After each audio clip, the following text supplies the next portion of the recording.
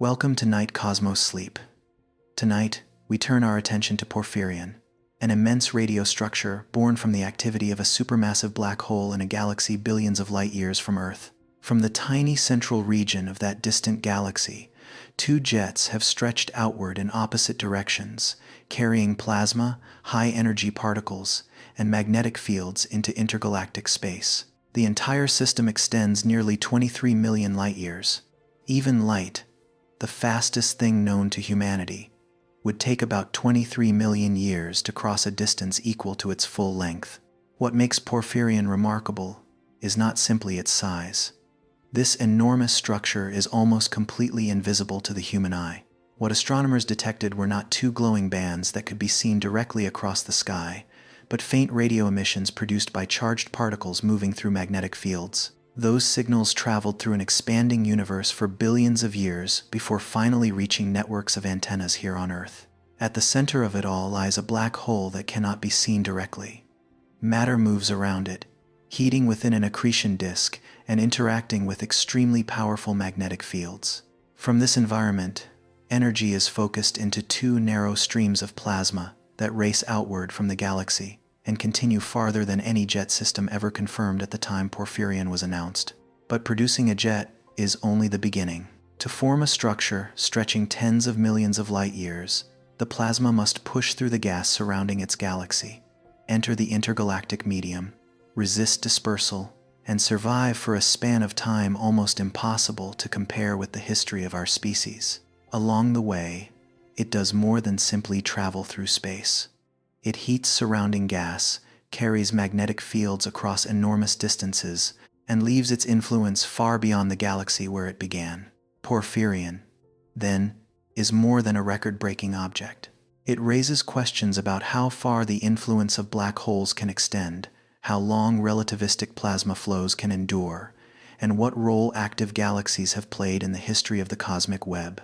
A process beginning within an extraordinarily small region around a black hole can ultimately leave a mark hundreds of times larger than its host galaxy. Before we follow those jets any farther, we need to begin with the most fundamental point of all, where the familiar scale of human experience slowly gives way to distances that are almost beyond imagination.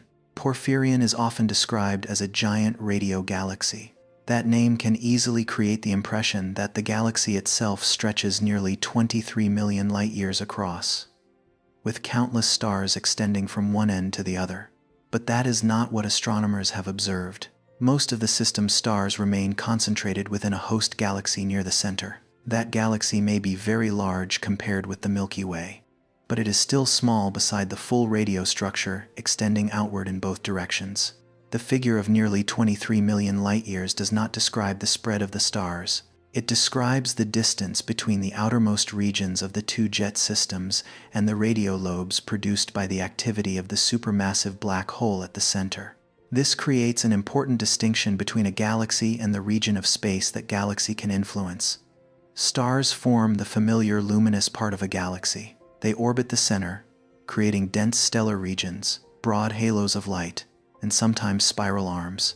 But in a radio galaxy, what exists beyond the stellar region can be just as important. From the area near the central black hole, two streams of plasma can be launched in nearly opposite directions. They carry charged particles, energy, and magnetic fields past most of the galaxy's stars and continue outward into intergalactic space.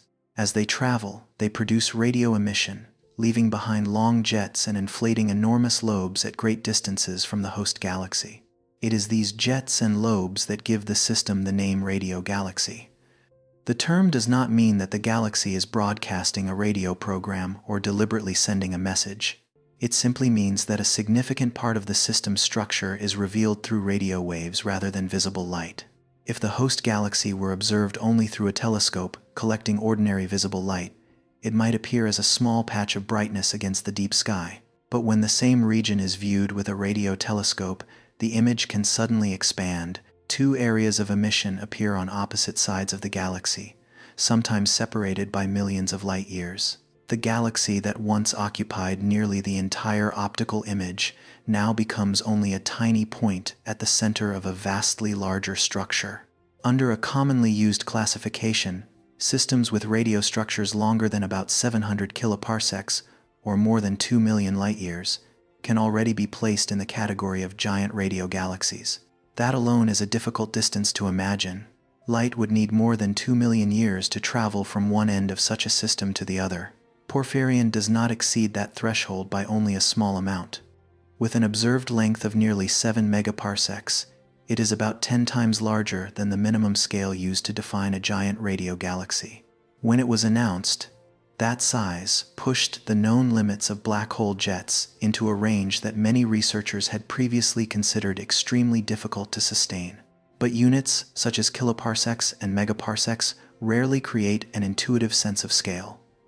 They are useful for astronomical calculations, yet difficult to turn into a clear mental image. To understand the size of Porphyrion, we need to begin with distances that are much closer to home. Light from the moon takes only about 1.3 seconds to reach Earth. When we look at the moon, we are seeing it as it was a little more than a second ago. Light from the sun takes more than 8 minutes to cross the nearly 150 million kilometers between it and our planet. If the sun could somehow change at this very moment, Earth would not receive information about that change until more than 8 minutes later. The Alpha Centauri system lies more than 4 light-years away. That means the light we observe from our nearest neighboring star system left it more than 4 years ago. The distance is already so great that today's spacecraft would need thousands of years to cross it. Yet, on the scale of Porphyrion, a distance of just over 4 light-years almost disappears. It is too small to make any significant mark beside a structure nearly 23 million light-years long. Now the ruler can be expanded to the scale of the Milky Way. The familiar stellar disk of our galaxy is about 100,000 light-years across. A beam of light beginning on one side of the Milky Way's disk would need roughly 100,000 years to reach the opposite side. That is a span of time far longer than the entire history of human civilization. During such a journey, civilizations could rise and disappear. Species could evolve. Continents on Earth could shift their positions. And yet, compared with Porphyrion, the width of the Milky Way is still only a small unit. Depending on how astronomers define the boundary of the Milky Way, more than 100 galaxies of similar size could be placed end to end within Porphyrion's observed length. If we use only the roughly 100,000 light-year diameter of the stellar disk, that number could rise to more than 200. This does not mean that Porphyrion contains hundreds of galaxies arranged in a line. The comparison is simply a way to show how far the two jets have extended. A single source at the center of one galaxy has created a trace whose length is comparable to hundreds of Milky Way disks placed one after another. Another image may make that scale easier to feel. The Andromeda Galaxy, the nearest large galactic neighbor to the Milky Way, lies about 2.5 million light-years away. The light reaching us from Andromeda tonight began its journey before modern humans appeared on Earth. The distance between the Milky Way and Andromeda is already so vast that no spacecraft we possess today could cross it on any timescale meaningful to civilization. Yet Porphyrion is several times longer than that distance. You could travel from the Milky Way to Andromeda, continue an equivalent journey a second time, then a third, and still not reach the far end of the structure. These comparisons do not allow us to truly picture the whole of Porphyrion in our minds. The human brain did not evolve to process distances measured in tens of millions of light-years, but they reveal at least one thing clearly. This is not simply a large galaxy. It is a region of influence extending far beyond the ordinary scale of a galaxy. The contrast becomes even clearer if the entire system is reduced in size. Imagine compressing Porphyrion's nearly 2-3 million light-year length until it fits inside a room. The two ends of the structure would lie near opposite walls. The jets and radio lobes would stretch across the room, becoming the most prominent features of the model. At that scale, the host galaxy in the center would shrink to a tiny mark. It would no longer dominate the image, even though it contains hundreds of billions of stars and is the birthplace of the entire system. The region near the black hole, where the jets are formed, would be smaller still. On the same model, it could shrink beyond anything the naked eye could meaningfully represent. This is one of Porphyrion's greatest paradoxes. The source of the structure nearly disappears when placed beside the trace it has created.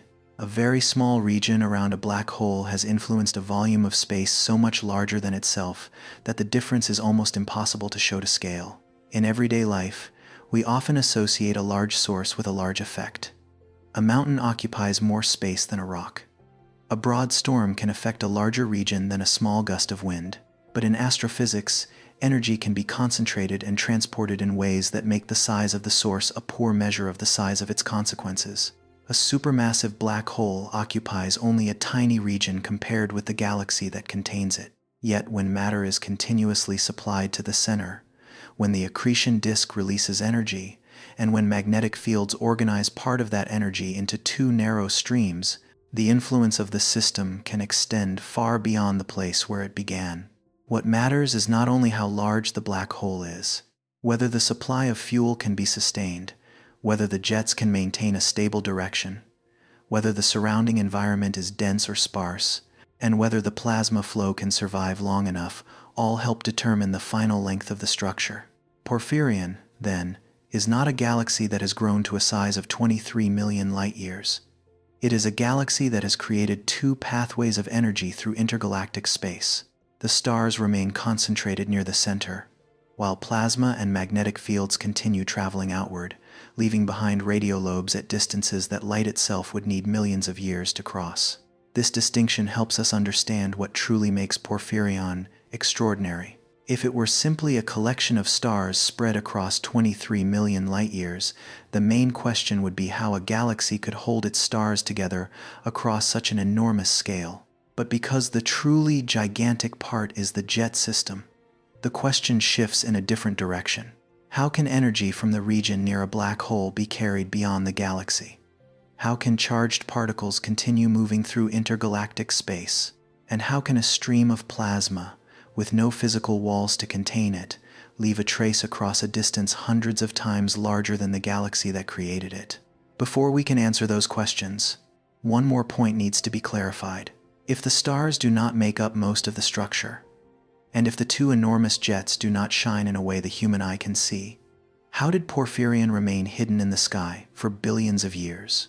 What allowed astronomers to recognize for the first time that these faint regions of emission, separated by such vast distances, were actually parts of the same system? The sky humans see each night is only a very limited version of the universe. The light from stars, the faint glow of nebulae, and the dim presence of a distant galaxy all enter our eyes within such a narrow range of wavelengths that most of the radiation moving through space remains completely beyond our perception. Porphyrion exists within that invisible realm. Its host galaxy can be recorded in optical images, but the two jets and lobes stretching nearly 23 million light-years become clear only when the sky is observed in radio waves. Visible light, radio waves, infrared, ultraviolet, X-rays, and gamma rays are not separate phenomena. They all belong to the electromagnetic spectrum, carrying energy through space while differing in wavelength and frequency. The human eye evolved to detect only a very narrow part of that spectrum, enough to recognize the colors of our environment on Earth, but nowhere near enough to observe everything happening throughout the universe. As a result, regions that appear quiet and empty in ordinary light can become filled with structure when viewed through a different kind of instrument. An optical telescope pointed toward Porphyrion primarily records the light from stars within the host galaxy. At a distance of billions of light-years, that galaxy occupies only a small area in the image and does not stand out clearly from the countless other distant galaxies within the same field of view. The two jets do not appear as glowing columns extending in opposite directions, and the enormous radio lobes leave almost no direct signature in the range of light visible to human eyes. Based on optical images alone, no one would guess that this tiny patch of light lies at the center of a system spanning tens of millions of light-years. The picture changes when astronomers turn to radio frequencies.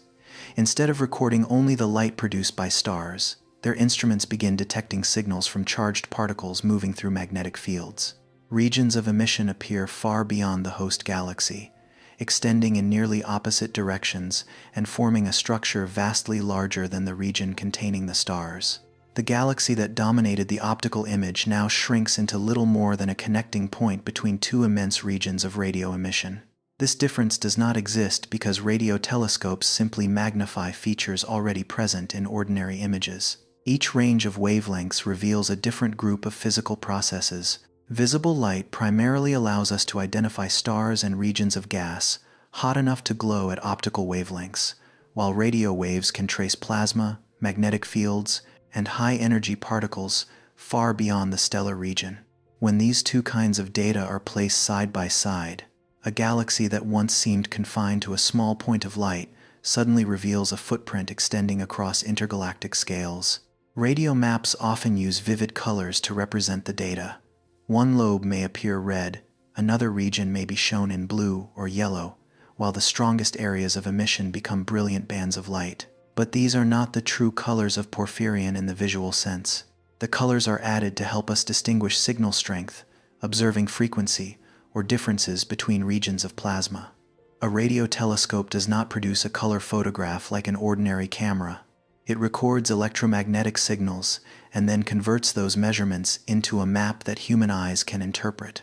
Even if humans could somehow travel close to Porphyrion without being affected by the extreme environment around it, ordinary eyes would still not see the two brilliant colored streams shown in illustrations. The stars of the host galaxy might form a visible glow, but most of the jets and lobes would blend into the darkness. The space ahead might appear empty, even though it contained plasma, particles moving close to the speed of light, and magnetic fields extending across distances hundreds of times greater than the diameter of a galaxy. It is the electrons within the plasma that leave behind the traces radio telescopes can detect. Because electrons carry electric charge, their paths are affected by magnetic fields. Instead of continuing in a straight line, they are bent and forced into spiraling motion around invisible magnetic field lines. This constant change in direction causes the electrons to emit electromagnetic radiation, producing a form of emission known as synchrotron radiation. The name may sound technical, but the underlying process is fairly intuitive. A rapidly moving charged particle cannot pass through a magnetic field without having its path altered. As the magnetic field forces it to change direction, part of the particle's energy is released as radiation. If the electron has enough energy and is moving close to the speed of light, the signal it produces can be especially strong at radio wavelengths. Vast numbers of electrons, undergoing this process together, create regions of emission large enough to be detected by antennas on Earth after a journey lasting billions of years. There is no message encoded within Porphyrion's signal. The galaxy is not broadcasting in an attempt to communicate with somewhere else, and the jets carry no language. The radio waves are simply a natural consequence of particle motion within magnetic fields. Yet this unintentional signal becomes a record of the system's activity, because its shape, brightness, and frequency all preserve information about what has happened within the plasma. A bright region of emission may reveal where particles have recently received additional energy, or where the plasma flow is interacting strongly with its surroundings. Extended features help show the direction the jet has traveled. Changes in intensity from one region to another reflect the way the plasma expands, loses energy, and mixes with intergalactic gas. By observing the same structure at several frequencies, astronomers can also estimate which parts of a lobe are relatively young and which have existed for longer periods of time. Electrons cannot maintain their original energy forever. Each time they emit radiation, they lose some of that energy, while interactions with the universe's background radiation continue to weaken them. The most energetic electrons often radiate clearly at higher frequencies, but they also lose energy more quickly. Over time, the high-frequency signal from a region of plasma fades first, while lower-frequency radio emission can persist for much longer. This change is known as spectral aging. It does not mean the entire jet grows old, like a living organism. Instead, it describes how the distribution of electron energies changes over time. When plasma has only recently left the central region, or has just been accelerated at a hotspot, it may contain many high-energy electrons. After millions of years, those particles are no longer energetic enough to radiate as strongly as they once did, causing the radio spectrum of that region to look different from the way it appeared when the plasma was younger. This is why low-frequency observations are especially well-suited to finding giant radio galaxies. A system that grows across millions of light-years must survive for an extremely long time, which means many parts of it left the host galaxy long ago. The plasma in those regions may have expanded until it became extraordinarily diffuse. While most of the highest energy electrons have already weakened, at higher frequencies, old lobes can easily fade into the noise, but lower frequency signals may still preserve traces of them. A region that does not appear clearly in one survey has not necessarily vanished. The instrument may be observing at the wrong frequency range, may not be sensitive enough to extended emission, or may record only the brightest parts of the system. Older jets often do not form a clearly continuous line from the galaxy all the way to the outermost lobes. Weak gaps can exist between brighter regions, causing a single structure to appear as several separate pieces on a radio map. LOFAR was designed to detect precisely this kind of faint, long wavelength signal. Its name stands for low frequency array. It does not resemble an optical telescope with a tube, a large mirror, and a dome that turns with the sky. Nor is it a single radio dish. LOFAR is a network of many antenna stations distributed across several European countries, all working together as parts of one enormous observing system. Each antenna receives radio waves arriving from many different directions. The signal at any individual station is extremely weak and can be mixed with interference from the environment on Earth, so recording the data is only the beginning. Highly precise clocks determine when a signal reaches each location, and computers then combine enormous amounts of information to reconstruct where the emission came from in the sky. Tiny differences in arrival time between stations help determine the direction of the waves and provide the resolution needed to distinguish distant structures. No one looks directly through LOFAR and sees Porphyrion appear. The image is built from digital data, phase measurements, signal intensity, and complex processing. After layers of interference are reduced and signals from many stations are combined, the radio map gradually emerges. The features on that map are not light that traveled directly into the human eye, but a visual translation of invisible electromagnetic oscillations. LOFAR's ability to cover wide areas of the sky makes it especially effective at finding large structures. A telescope focused only on a small region around a host galaxy might completely miss lobes located far away from it. A wide-field map, by contrast, allows widely separated regions of emission to appear within the same dataset, revealing connections that narrower observations could easily overlook. Porphyrion did not appear from the beginning as a complete object with two clearly defined boundaries.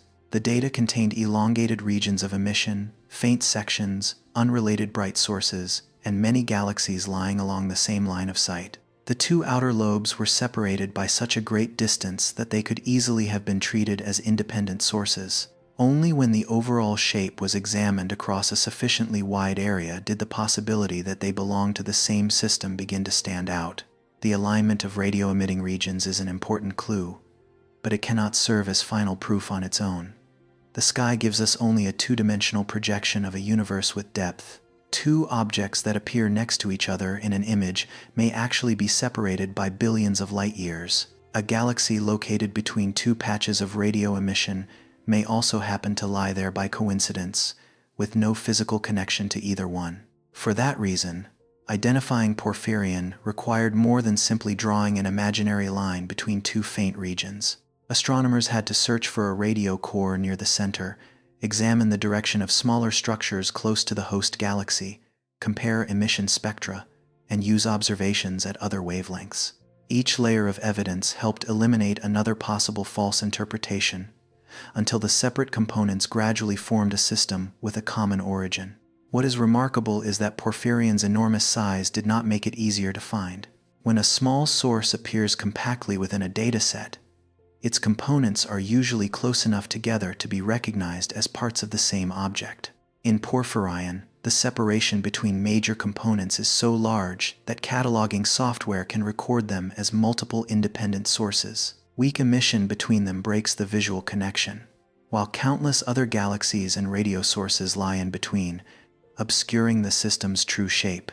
The older and more extended a system becomes, the more easily its surface brightness can decline. Energy that was once concentrated within a smaller region gradually spreads across a much larger volume, making the signal in each part of the map weaker. The longest object, therefore, is not necessarily the most obvious one. A young, compact radio source can sometimes appear far brighter than an ancient structure tens of times larger. Modern astronomy is confronting this paradox across ever-growing volumes of data. Surveys detect millions of radio sources, far more than any research team could inspect manually. Algorithms and machine learning are used to recognize extended shapes, connect regions that may be related, and rank unusual candidates. Yet systems that are asymmetric, interrupted, or extremely faint can still fall outside the patterns a computer has learned to recognize. Human pattern recognition, therefore, continues to play an important role. An observer may notice that two regions of emission on opposite sides of a galaxy follow a common axis, even when no obvious line connects them. Citizen science projects make use of this ability by allowing volunteers to examine radio maps and mark unusual structures. Even so, visual intuition can only identify candidates. Any conclusion must still be tested against independent data. Porphyrion was reconstructed through many such steps. Low-frequency observations revealed old, faint lobes. Higher-resolution observations helped trace structures closer to the center. Optical and infrared images provided lists of galaxies that might serve as the source. Spectroscopy helped determine their distances and rule out galaxies that only happened to lie along the same line of sight. Each tool contributed only one part of the story. Radio maps showed where the plasma extended, but could not automatically identify exactly which galaxy had produced it. Optical images identified the galaxy, but did not reveal the full lobes. Spectroscopy placed that galaxy on the timeline of the universe, while radiomorphology connected it to the jets on either side. Only when these layers of information agreed did the nearly 2-3 million light-year structure emerge as a single physical system. The discovery of Porphyrion, then, was not a moment when an astronomer suddenly noticed a brilliant object standing out against the sky. It was a process of listening for extremely faint signals, turning them into maps, recognizing relationships between regions separated by enormous distances, and repeatedly testing whether those connections might simply be coincidence. A colossal structure was found not because it overwhelmed the sky with brightness, but because researchers patiently pieced together its invisible traces. Radio waves allow us to see the outcome of a process that began billions of years ago. They reveal how far the plasma once traveled, where electrons are still radiating, and how the two lobes expanded around a small galaxy at the center. But that map shows only the footprint left by the energy. It does not yet explain the source that created it. At the heart of the system lies a region so small that it nearly disappears when compared with Porphyrion as a whole. There, a supermassive black hole is surrounded by matter moving under extreme conditions. The black hole itself does not fire two beams of light from inside the event horizon, but the environment around it has produced streams of plasma powerful enough to escape the galaxy and continue outward into intergalactic space. The radio sky allowed astronomers to find the path left behind by that energy. To understand why that path exists, the journey of observation must now be traced backward toward its beginning, to the place where matter is falling into darkness, while part of its energy is being carried outward in two opposite directions.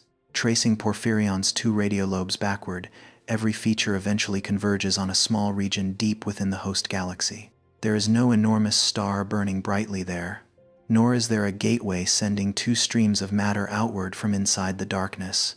At the center of the system lies a supermassive black hole, but the light, heat, and powerful jets are produced by the environment surrounding it. The black hole itself does not shine the way a star does. It has no solid surface that can be heated, no outer layer of gas capable of emitting light, and it does not appear as a sharply outlined black sphere floating in space. What makes it dark is the event horizon, the boundary beyond which even light can no longer return to the outside universe. So when astronomers describe a black hole as highly active or producing enormous amounts of energy, they are not describing something escaping from inside the event horizon. The radiation we observe comes from matter that is still outside it, where gas, dust, and plasma are moving faster and faster under the influence of an extraordinarily strong gravitational field. Porphyrion's host galaxy contains an enormous amount of matter, but most of that material does not fall into the black hole. Stars continue orbiting the galactic center along relatively stable paths, much as the planets in our solar system are not pulled straight down into the surface of the Sunday. Gravity keeps them moving around the center, while their sideways motion prevents them from falling directly inward. Gas and dust within the galaxy also carry their own motion. When a cloud of gas approaches the central region, it rarely plunges straight into the black hole along a perfectly direct path. The material usually carries angular momentum, meaning it already has a tendency to orbit the center. As it moves closer, its orbit becomes tighter, its speed increases, and the material gradually forms a rotating structure around the black hole. This structure is known as an accretion disk.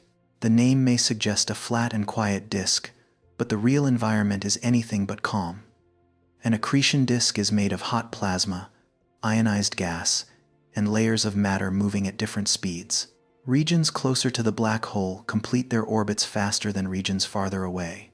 These differences cause the material to interact, stretch magnetic fields, and convert some of its energy of motion into heat. The deeper matter moves into the gravitational field, the more energy it releases. It travels faster, becomes more strongly compressed, and experiences increasingly powerful electromagnetic fields. Before some of that matter crosses the event horizon, the system can convert a significant amount of gravitational energy into heat, radiation, and plasma motion. This is why a small region around a black hole can shine more brightly than the entire galaxy containing it. That light does not come from the black hole itself, but from matter passing through the final stages before falling inward. The closer it moves toward the boundary of no return, the hotter and more energetic it becomes, turning the central region into one of the most extreme environments in the universe. In Porphyrion, this process did more than produce radiation around the host galaxy. Part of the energy was organized into two narrow streams of plasma directed along nearly opposite paths, leaving the central region at tremendous speed. Those two streams would eventually grow into the jet system, extending across tens of millions of light years. At first, this may seem to contradict the very nature of a black hole. If gravity is so strong that even light cannot escape from inside the event horizon, why would a black hole be associated with jets of matter rushing outward? The answer lies in where those jets are formed. The plasma inside the jets never entered the black hole and then came back out. Once matter crosses the event horizon, there is no mechanism that allows it to reverse direction and reappear in the outside universe. The jets begin in regions that still lie beyond that boundary, where the accretion disk, magnetic fields, and the rotation of the system interact with one another. You can imagine matter approaching the black hole as an increasingly rapid flow circling an invisible central region. Within that flow, charged particles continuously move through magnetic field lines. The plasma drags the magnetic field along with it, while the magnetic field also acts back on the plasma. As matter rotates around the black hole, those field lines can become twisted, compressed, and reorganized. In some systems, the magnetic field near the center becomes strong and organized enough to carry part of the energy away from the accretion disk. Instead of spreading evenly in every direction, the energy is directed along the rotational axis of the system, where the density of matter is lower than it is within the plane of the disk. Two streams of plasma then form, one extending above the disk and the other moving in the opposite direction. The terms above and below are only relative to the plane of the rotating accretion disk. Space has no universal up or down, but the system has its own axis, defined by its rotation. This concentration along the axis is crucial. If all the energy released around the black hole spread outward equally in every direction, it would quickly become diluted with distance. Each region of space would receive only a smaller fraction of the total energy, causing its influence to weaken dramatically before it could travel far beyond the host galaxy. A jet behaves differently. It concentrates energy and momentum into a narrow region, allowing the plasma flow to maintain its driving force across much greater distances. The difference is somewhat like the light from a bulb compared with light focused into a narrow beam. A bulb sends light in many directions, so its brightness decreases rapidly with distance, while a concentrated beam can continue carrying energy along a more defined path. A black hole jet is not a laser, and it is not made only of light. It contains plasma, charged particles, magnetic fields, and kinetic energy. Still, The idea of focusing helps explain how such a small region around a black hole can affect such enormous distances. When energy is not dispersed evenly, it retains its ability to push against and alter the surrounding environment for much longer. The energy powering this process does not appear from nowhere. A black hole is not an infinite energy machine that operates without fuel. Everything happening within the system begins with matter being supplied to the central region and with the motion of the black hole itself. As gas approaches the black hole, it falls deeper into the gravitational field. Some of the gravitational energy released during this process can be transformed into heat and radiation before the matter crosses the event horizon. Compared with nuclear reactions inside a star, accretion around a black hole can convert a fraction of mass into energy with remarkably high efficiency. A star like the Sun shines through nuclear fusion in its core, where hydrogen nuclei combine to form helium. Only a small fraction of the mass involved in those reactions is converted into energy. Around a black hole, matter falls through a far deeper gravitational field and can release a much greater fraction of its energy before disappearing from view. That is why an accretion disk occupying only a tiny region compared with its galaxy can still produce a brightness greater than the combined light of hundreds of billions of stars. When the center of a galaxy becomes active in this way, astronomers call it an active galactic nucleus. But even a brilliantly glowing accretion disk is not enough on its own to create two jets stretching millions of light years. The system needs another component capable of extracting energy and directing it into narrow streams. That component is the magnetic field. The magnetic fields around an accretion disk do not remain as fixed, motionless lines. Moving plasma drags them along, twists them, and amplifies them. Near the black hole, where rotational speeds are extremely high, these changes become even more intense. Some magnetic field lines can accumulate near the central region, forming structures strong enough to influence the motion of charged particles. Plasma generally moves more easily along magnetic field lines than across them. When the magnetic field becomes organized along an axis, it can act like a guiding system, carrying plasma and energy away from the central region. A flow that begins relatively broad can be tightened, helping the jet remain narrow as it starts to accelerate. The magnetic field is not a physical tube surrounding the jet, but it creates forces capable of shaping and stabilizing the plasma flow. Near the black hole, where there are no solid walls or surfaces, the interaction between plasma and magnetic fields helps form a structure with a clearly defined direction. The rotation of the black hole itself can also contribute to this energy supply. A supermassive black hole does not necessarily remain still.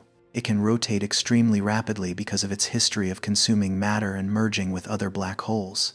As it spins, it alters the surrounding space-time in a way that has no complete equivalent in everyday experience.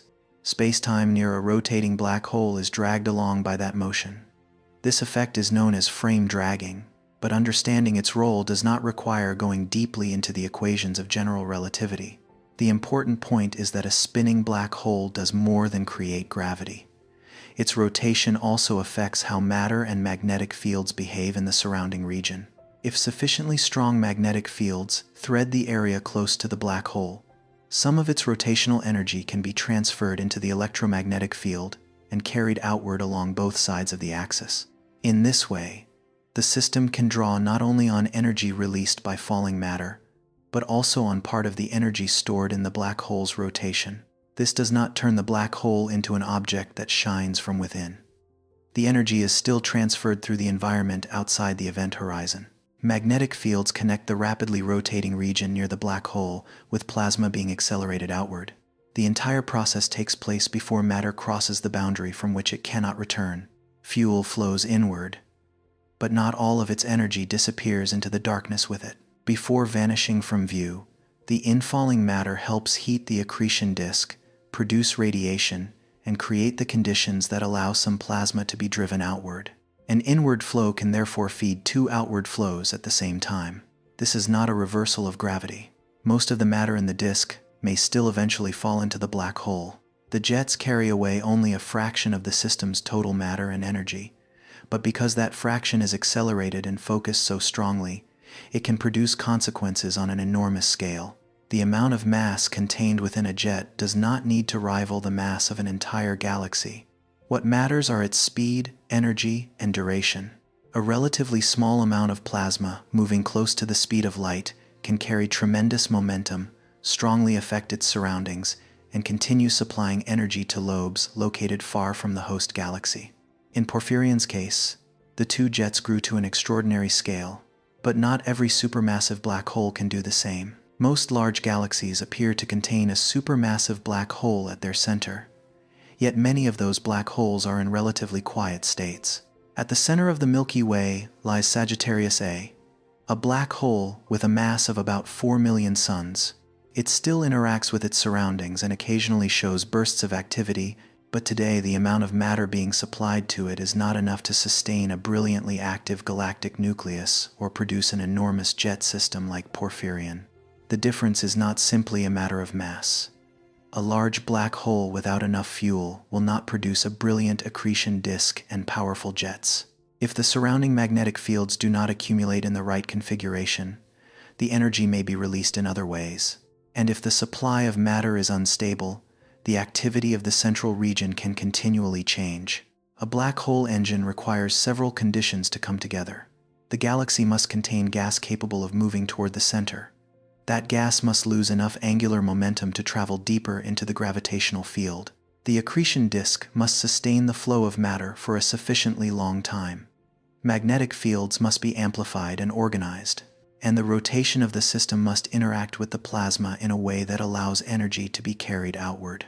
Only when these factors combine can a relatively quiet black hole become the center of an active galactic nucleus. And in a smaller number of cases, that active nucleus can produce jets powerful and persistent enough to escape beyond the limits of the galaxy. The fuel does not travel directly from the entire galaxy to the black hole in a single step.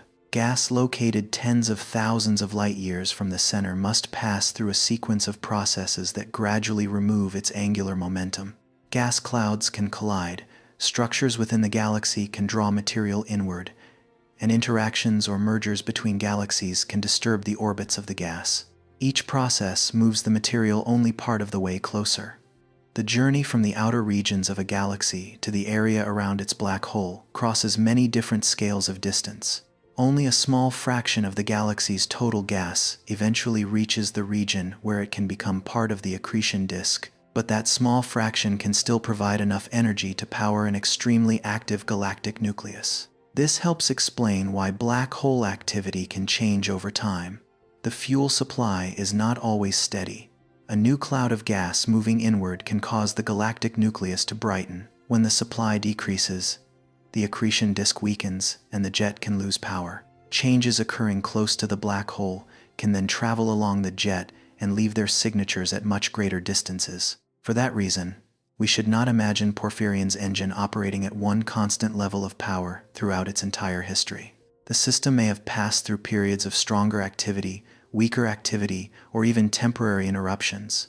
What we observe in the lobes is the accumulated result of a long process, not a simple copy of the central region at one particular moment.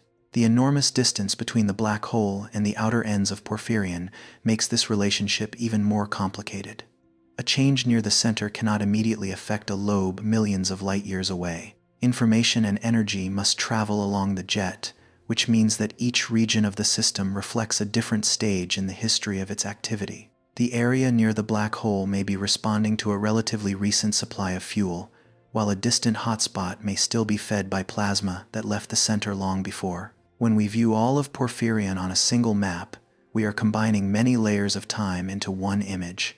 Yet all of those layers begin with the same basic principle. Matter moves into the black hole's gravitational field, releases energy as it travels through the accretion disk, reshapes the magnetic fields, and creates the conditions that allow part of that energy to be carried outward in two directions.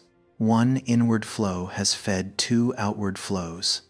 A dark region that cannot be observed directly has become the center of a radio structure tens of millions of light years long, and a process occurring within an extremely small region has left a footprint hundreds of times larger than the host galaxy. But launching plasma away from the central region was not Porphyrion's greatest achievement. Near the black hole, strong magnetic fields, and an abundant energy supply can explain how the jets begin.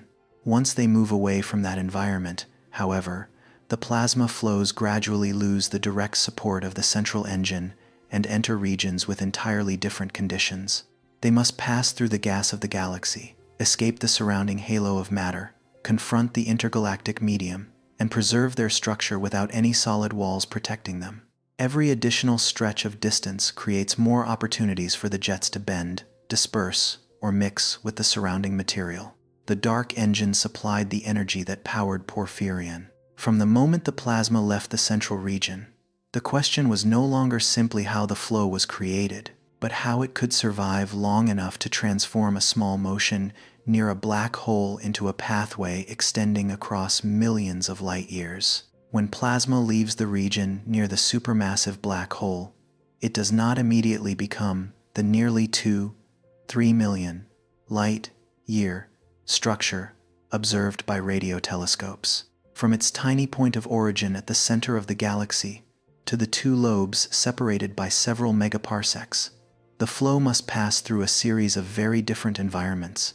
It first travels through the denser gas surrounding the galactic nucleus, continues outward among the stars, escapes the halo of material surrounding the host galaxy, and only then enters the thinner space between galaxies. Throughout this entire journey, the jet is not enclosed inside a rigid walled tube, nor is it a solid rod of matter that keeps exactly the same shape from beginning to end. A jet is a stream of plasma made up of electrons, atomic nuclei, energy, and magnetic fields moving in an organized direction. These components continuously interact with one another while also responding to the gas and magnetic fields in the surrounding environment. Plasma differs from ordinary gas because many of its atoms have been separated into electrically charged particles. As a result, its motion is strongly influenced by magnetic fields. Magnetic field lines can be stretched and twisted, along with the flow, while the magnetic field itself helps keep the plasma concentrated around an axis. This connection allows the jet to maintain a narrower shape during its early stages, even though there is no physical shell preventing the plasma from spreading outward. Near the center, particles within the jet may travel at speeds very close to the speed of light, but the speed of individual particles is not the same as the rate at which the entire system grows.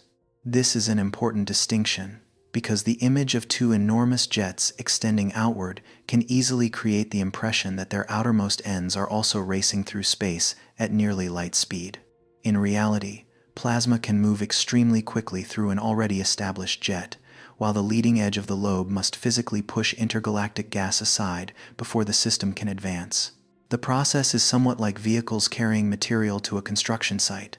The vehicles may travel quickly along a road that has already been opened, but the boundary of the construction site moves forward only after the ground ahead has been cleared.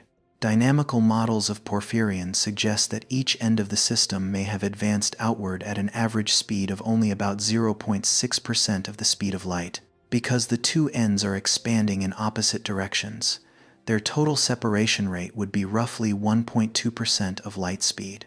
That still corresponds to thousands of kilometers per second, but it is far slower than the relativistic particles flowing inside the jets. This difference in speed helps explain why a system several megaparsecs long requires an extraordinary amount of time to develop. Fresh particles can continuously travel outward from the center, but the leading edge of the system advances only gradually into previously undisturbed surroundings. Every new stretch of space requires the jet to transfer momentum, compress gas, generate shock waves, and spend part of its energy. Based on its length, radio brightness, distance, and assumptions about the environment surrounding the host galaxy, researchers estimate that Porphyrion may have developed over roughly 1.9 billion years. This age comes from modeling rather than from a clock that can be measured directly, so it carries considerable uncertainty. Even so, it suggests that Porphyrion was not created by a brief eruption, but is the accumulated result of a long history of activity unfolding across geological and cosmic timescales. If that estimate is approximately correct, the jets have been developing for far longer than complex animal life has existed on Earth. Over a comparable span of time, continents can change shape, Mountain ranges can rise and erode away, and entire branches of evolution can appear and disappear. For a jet system, that passage of time is recorded not in rocks or fossils, but in the distribution of plasma, magnetic fields, and regions of radio emission. The central source must provide an enormous amount of energy to sustain such a process. Models from the Discovery team estimate the combined mechanical power of Porphyrion's two jets at about 1.3 times 10 to the 39 watts. That is comparable to the light output of trillions of sun-like stars, although Porphyrion's energy is carried mainly through motion, plasma, and magnetic fields, rather than through light alone. Enormous power does not mean that energy is released evenly at every point along the jets. Much of it is carried far from the center by the plasma flow, and only gradually transferred into the surrounding environment as the jets interact with nearby gas. If a jet survives for only a short time, it may create a bright region near its galaxy, but it is far less likely to build a structure extending millions of light years. When the estimated power is combined with the modeled age, the total energy Porphyrion may have transported into the intergalactic environment approaches 8 times 10 to the 55 joules. The exact number does not need to be remembered, but it shows that the system has done far more than create a faint streak of radio emission. An immense amount of energy has been carried away from the host galaxy and distributed into regions of space, millions of light years from its source. During the first stage of this journey, the jet must travel through the environment inside the galaxy. The distances between stars are so large that the plasma does not continuously collide with the surfaces of stars or planets. Most of the resistance comes instead from diffuse gas, clouds of material, hot plasma, and magnetic fields occupying the space between stellar systems. The density near the galactic center is generally higher than it is outside the galaxy. As the jet pushes through this region, its pressure forces surrounding gas to the sides and opens a lower density channel. This process can heat the material, generate shock waves, and alter the magnetic structure of the region through which the jet passes. After leaving the star-rich regions of the galaxy, the plasma flow continues through the gaseous halo surrounding the host galaxy. This halo does not shine as clearly as the stellar disk, but it can extend much farther outward. It contains hot gas and diffuse material held by the gravity of the galaxy and its surrounding dark matter halo. Leaving the galactic halo does not mean the jet enters completely empty space. Intergalactic space contains far fewer particles than even the best laboratory vacuums, but low density does not mean zero density. Across a distance of only a few meters, this material would be almost insignificant. Across a path millions of light years long, however, the accumulated interactions become great enough to shape both the jet and the surrounding environment. The fast-moving plasma inside the jet continuously supplies energy to the leading edge of the system. When it reaches the point where the jet encounters previously undisturbed gas, the flow slows down and its kinetic energy is converted into other forms. The gas ahead is compressed, its temperature rises, magnetic fields are amplified, and some particles are accelerated to even higher energies. This region of intense interaction can appear on radio maps as a hotspot. The name does not refer only to temperature. It also marks a place where the jet's energy is processed and redistributed. A relatively narrow stream of plasma reaches the end of the system, encounters resistance, generates shock waves, and then expands into a much larger region. At the hot spot, newly accelerated electrons continue moving through magnetic fields and producing synchrotron radiation. Because they have recently received fresh energy, this region is often brighter than older plasma that has already lost much of its energy. A hotspot can therefore serve as a sign that the jet is still delivering energy to the outer boundary of the system. Porphyrion shows more than just evidence of a hotspot at its southern end. Radiospectral maps of this region also reveal a gradual change in the signal consistent with a backflow. The emission spectrum near the hotspot is relatively less steep, then becomes progressively steeper toward regions containing older plasma, suggesting that the electrons gradually lose energy as they move away from the place where they were accelerated. Backflow occurs because plasma cannot continue accumulating indefinitely within a small region at the end of the jet. As fresh material keeps arriving, pressure builds and the plasma must spread in other directions. Some of it expands sideways, while another portion may move back along the outer regions of the jet toward the galaxy. This motion does not mean that the plasma is returning to the black hole or being pulled back toward the center by gravity. It simply reflects how material is redistributed after energy has been delivered to the end of the system. The jet carries plasma outward, while pressure near the leading edge causes some of that material to flow back through regions surrounding the main axis. Over time, plasma accumulated from countless episodes of outflow forms enormous radio lobes. If the jet is the relatively narrow route that transports energy, the lobe is the region where much of that transported material and energy is stored. Inside the lobe are high-energy electrons, atomic nuclei, magnetic fields, and layers of plasma created during different stages of the system's history. A lobe is not a fixed container with rigid boundaries. It continues to expand because its internal pressure is greater than that of the surrounding environment. As its volume increases, the lobe pushes intergalactic gas outward, performs work on the surrounding medium, and generates additional shock waves. In this way, part of the jet's original energy is converted into heat and motion in gas, located extremely far from the host galaxy. Regions near the hotspot generally contain younger plasma because they have only recently received energy. Areas farther from the hotspot, or closer to the inner part of the lobe, may contain electrons that have been traveling within the lobe for much longer. As these particles lose energy, high-frequency radiation weakens and the radio spectrum becomes steeper. By comparing observations across multiple frequencies, astronomers can trace the relative ages of different plasma regions.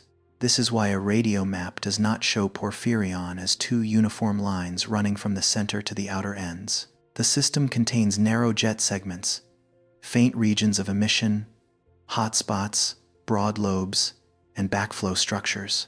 Each part reflects a different stage in the transport and redistribution of energy. The two sides of the system are not perfectly alike. The northern and southern jets begin from the same central engine, but they travel through different regions of space. One side may encounter denser gas, different magnetic fields, or greater external pressure, causing it to develop more slowly and produce stronger emission where it interacts with the surrounding material. The other side may move into a thinner region, allowing the leading edge of the lobe to advance more easily while causing the plasma to expand across a larger volume and become fainter. Even the motion of the host galaxy through its environment can bend the two jets or make them asymmetric if its speed and direction are great enough. In Porphyrion, the remarkable overall straightness of the system suggests that the host galaxy has not been moving too rapidly relative to its surroundings, and that the launch axis has not changed dramatically over long periods of time. If the galaxy were moving quickly through intergalactic gas, both jets could be bent toward the same side, much like streams of material being blown by a wind. And if the black hole's axis repeatedly changed direction, the outer parts of the system would have difficulty maintaining the alignment we observe. Porphyrion's environment may have provided a relatively favorable path. Researchers suggest that the host galaxy most likely lies within a group of galaxies associated with a filament of the cosmic web, with large voids surrounding it. As the jets left the relatively dense region near the galaxy and moved toward these emptier areas, the density of gas along their path may have gradually decreased. According to the environmental model used in the research, there is a high probability that jets, as long as porphyrions extend into conditions similar to those found in cosmic voids, gas still exists there, but it is far more diffuse than inside galaxy groups or clusters. A powerful plasma flow encounters less resistance as the density ahead decreases, although it never becomes completely free from interaction. Within the extremely thin gas of these void-like regions, the leading edges of Porphyrion may have advanced at speeds far greater than the local speed of sound. The study estimates that the expansion could have been hundreds to thousands of times supersonic, strong enough to generate powerful shock waves propagating through the intergalactic gas. This estimate comes from environmental modeling rather than direct measurement, but it suggests that the jets may have strongly affected a form of matter that is otherwise extremely difficult to observe. Although a low-density environment allows the leading edge to travel farther, it creates another problem. As the lobes expand through thin regions, the plasma's energy becomes distributed across an ever larger volume, reducing their surface brightness. A system can therefore continue growing while becoming increasingly difficult to detect, like a layer of mist spreading wider and fading into the background. Porphyrion is already close to the noise limits of some of today's leading radio telescopes. Models suggest that systems with similar power, but even longer development times, could become so faint that they disappear from current surveys. This raises the possibility that the sky may contain jets as long as Porphyrion, or even longer, whose lobes have simply become too old and diffuse to be clearly recognized. As the jets develop, they also create a region of hot, thin plasma surrounding the main flow. Often described as a cocoon, this is not a rigid shell, but rather part of the surrounding environment that has been altered by earlier plasma outflows.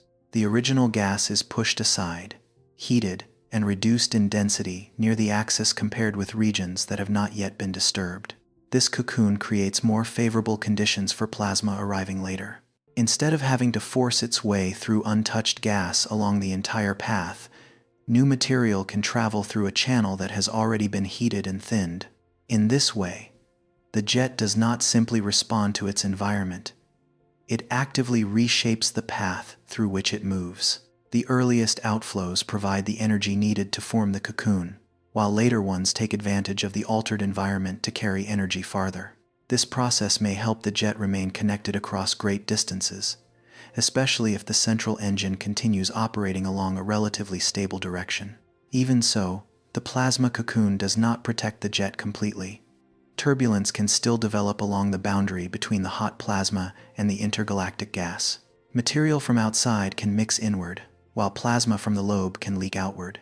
As this mixing increases, the jet gradually loses organized kinetic energy and becomes broader and slower. Expansion in the sideways direction also changes the pressure inside the lobe. If the lobe expands too quickly, the plasma cools as it spreads out, and its radio brightness declines. If the external environment exerts greater pressure, the lobe may remain narrower, but the jet must spend more energy pushing forward. For this reason, the final length of a jet does not depend only on how much energy the black hole supplies. It also depends on how that energy is distributed, how quickly the lobes expand, the density of the gas ahead, the stability of the magnetic fields, and the degree to which the plasma mixes with its surroundings. A powerful jet traveling through a dense galaxy cluster may create bright lobes and strong shocks without ever reaching an extreme length. A somewhat less powerful jet that remains active for longer, maintains a stable direction, and moves into regions of steadily decreasing density may travel much farther. Porphyrion may be the result of a rare combination of high power, long-lasting activity, a stable launch axis, and a favorable environment. No single factor is enough to explain the entire system. Power helps the jet maintain momentum, but does not guarantee that turbulence will not disrupt it. A thin environment reduces resistance, but cannot replace the energy supplied by the central engine. Magnetic fields help guide the flow, but they can also develop instabilities of their own.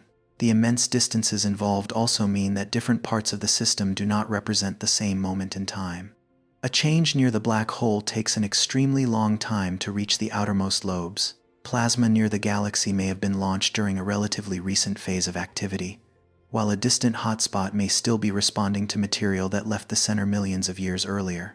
When astronomers observe Porphyrion as a whole, they are combining many different periods in the life of the same system into a single map.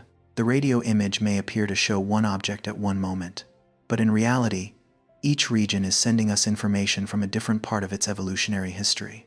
If the central engine weakens, the jet does not disappear everywhere at once. Plasma that has already been launched continues to move outward. A hotspot may remain supplied with energy until the final portion of the flow reaches it. The lobes can continue expanding and radiating for some time before the electrons lose enough energy for the signal to fade. Conversely, if the black hole becomes active again after a quiet period, new plasma can travel through the old cocoon and create younger structures inside older lobes. Some radio galaxies show multiple pairs of nested lobes, interpreted as evidence of repeated cycles of activity. For Porphyrion, the detailed history of the central engine cannot yet be fully reconstructed, but the scale of the system suggests that its energy source must have been sustained or replenished efficiently over an extremely long time. From the central region, plasma traveled through the galaxy's gas, escaped its surrounding halo, entered the intergalactic medium, formed hotspots, produced backflows, and inflated two enormous lobes. In the process, it transported nearly 8 times 10 to the 55 joules of energy beyond the host galaxy, while generating shocks capable of heating and moving gas across scales of several megaparsecs. But every stage of that journey came with a cost. The jets transferred energy to their surroundings. Electrons emitted radiation and gradually weakened. The plasma expanded, and turbulence developed along the boundaries of the flow. A longer path meant more time for small disturbances to grow, for outside gas to mix inward, and for the jet axis to bend. This is why the remarkable thing about Porphyrion is not simply that its particles once moved extremely fast. The greater challenge is that the system maintained an overall direction and continued transporting energy across nearly 23 million light-years, despite having no solid walls to prevent it from dispersing into the surrounding medium. The plasma carved out its own path, created the cocoon around itself, and took advantage of the region of space it had already transformed. Yet the farther the jet traveled from its source, the more opportunities arose for it to break apart. Small disturbances along the boundary could grow, magnetic fields could twist, the environment could deflect the flow, and mixing could transform a narrow jet into a broad region of turbulent plasma. Porphyrion survived these challenges long enough to grow to a scale that many earlier models suggested would be extremely difficult to reach. Its journey from the galactic center into intergalactic space therefore tells us not only where the plasma traveled, but also raises a deeper question about the survival of the flow itself. A jet with no protective walls, constantly losing energy and interacting with surrounding gas, should have countless opportunities to break apart long before reaching such distances. To understand why Porphyrion was able to preserve its structure across such an enormous span, we need to examine the instabilities that could have destroyed it and the rare conditions that allowed the system to endure. Porphyrion's nearly 2-3 million light-year length presents a problem even more difficult to explain than the creation of the jets themselves. A supermassive black hole surrounded by an accretion disk and powerful magnetic fields can launch plasma away from the center of a galaxy, but that does not guarantee that the plasma flow will survive across many megaparsecs. From the moment it leaves the region near the black hole, the jet must preserve its structure while continuously transferring energy to its surroundings, interacting with external gas, and carrying disturbances that may grow over time. A fluid flow rarely remains perfectly smooth as it moves through another fluid. Smoke rising through the air quickly develops curling edges. Clouds form swirling layers when different regions of gas move at different speeds. Across the surface of the ocean, differences in velocity between air and water can cause small ripples to grow into larger waves. A jet faces the same basic principle, except that here the flow consists of plasma moving at relativistic speeds and threaded by magnetic fields. The boundary of the jet is not a wall that completely separates the plasma inside from the gas outside. The two regions are in direct contact, while their speed, density, pressure, and magnetic structure are different. Plasma inside the jet may rush forward extremely quickly, while the surrounding medium is nearly motionless by comparison. This difference creates conditions in which small disturbances can begin to form along the boundary. At first, a disturbance may be nothing more than a slight displacement across a very short section. But the plasma continues to flow, constantly feeding energy into that irregularity. If there is no mechanism to weaken it, the disturbance can grow, curl the jet boundary, and draw external gas inward. As mixing increases, the organized motion of the plasma gradually becomes turbulent, causing the jet to broaden, slow down, and lose its ability to transport energy along a narrow path. In fluid physics, this type of disturbance, created when two layers move at different speeds, is commonly associated with the Kelvin-Helmholtz instability. The name itself is not important to remember. What matters is the image behind it. A fast-moving flow sliding past a slower environment, producing curling boundaries that grow larger over time. In a black hole jet, this process can do more than ripple the surface. It can allow external material to penetrate deeper into the flow, making the jet heavier and more difficult to keep moving at its original speed. Magnetic fields add another layer of complexity. They can help keep plasma concentrated around the axis, but the magnetic structure itself can also become unstable. When magnetic field lines twist around the jet, the plasma flow can develop distortions resembling a rope that has been twisted too tightly. The entire axis may begin to bend into a spiral shape, pulling the flow away from its original direction. This kind of deformation is commonly known as a kink instability. Another type of instability can cause the cross-section of the jet to narrow and expand in alternating sections, almost like a sequence of repeated constrictions and bulges. This is known as a pinch instability. Both effects arise from interactions between electric currents in the plasma and the magnetic fields carried by the flow itself.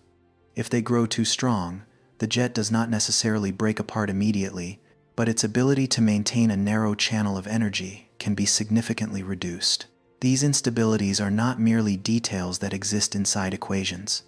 They help determine whether a jet can continue traveling through space or disperse into a broad lobe relatively close to its host galaxy. Three-dimensional simulations published in 2026 showed that jets lacking sufficient thrust, effective collimation, and a stable axial magnetic component were more easily disrupted by twisting and pinching distortions. In the same study, jets with greater thrust, stronger directional stability, and a more powerful magnetic field along the axis were able to preserve a fast-moving core and travel farther through low-density environments. These were general simulations of multi-megaparsec jets rather than a direct reconstruction of Porphyrion's history, but they reveal the kinds of physical conditions that may help a plasma flow avoid breaking apart too early. Magnetic fields, then, do not simply act as protection. A properly organized field can limit sideways expansion and guide plasma along the axis. But if the magnetic component wrapped around the axis becomes too strong compared with the component running along it, the field can also encourage twisting distortions. The durability of the jet depends on a balance between the magnetic field's ability to keep the flow concentrated and the tendency of the magnetic structure itself to become unstable. Even if the jet develops disturbances along some sections, it does not necessarily lose its ability to function. Stability in astrophysics does not always mean that a flow must remain perfectly straight, completely free of turbulence, and unchanged from beginning to end. A jet can contain a rapidly moving central core, while its outer layers travel more slowly and mix more strongly with the surrounding environment. That fast central core is often imagined as the spine of the jet. Around it may be a slower layer of plasma that reduces the direct velocity difference between the relativistic core and the nearly stationary gas outside. Instead of speed changing abruptly across a thin boundary, it may decrease gradually through several layers. This smoother transition can slow the growth of certain disturbances, allowing the core to continue transporting energy even after the outer regions have become turbulent. The plasma cocoon surrounding the jet can also contribute to this buffering effect. When the earliest plasma flows push intergalactic gas aside, the region around the axis becomes hotter and more diffuse. Later outflows do not have to remain in direct contact with untouched gas throughout their entire journey, but can instead travel through an environment already transformed by earlier activity. Even so, the cocoon does not completely remove the danger of instability. Its boundary with the surrounding medium can still curl and mix. If the cocoon expands too strongly, its internal pressure falls, weakening its ability to help keep the jet concentrated.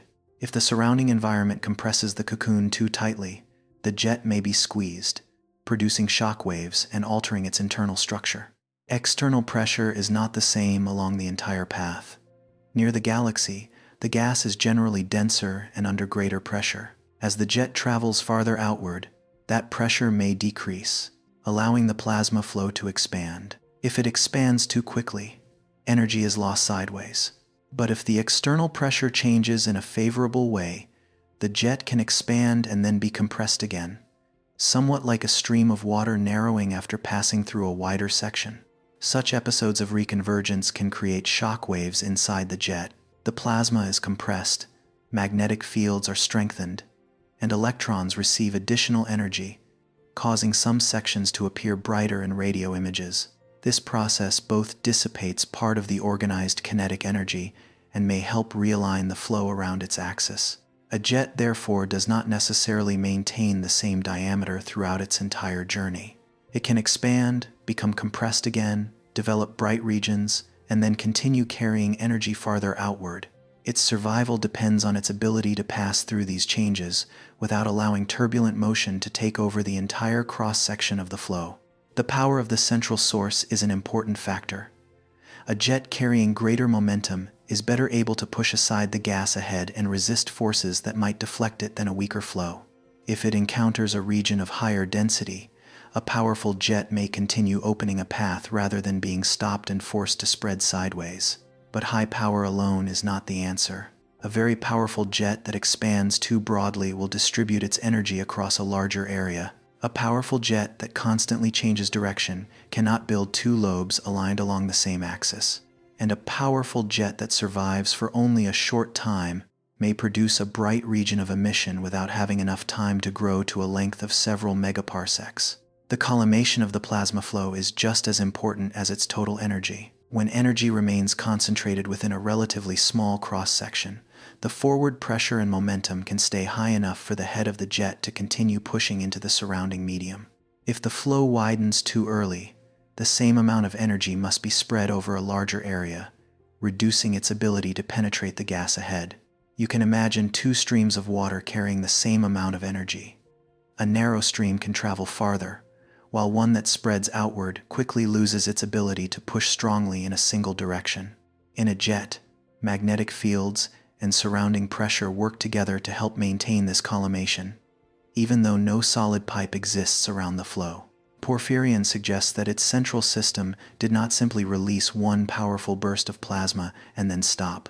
To build two lobes separated by nearly 23 million light-years, the source had to supply energy for a very long time, or pass through multiple phases of activity capable of continuing to feed the same structure. The model used in the Porphyrion discovery study gives a possible dynamical age of roughly 1.9 billion years, but this value depends on assumptions about the density of the surrounding environment and the speed at which the lobe heads advanced, so it should not be treated as an absolute measurement.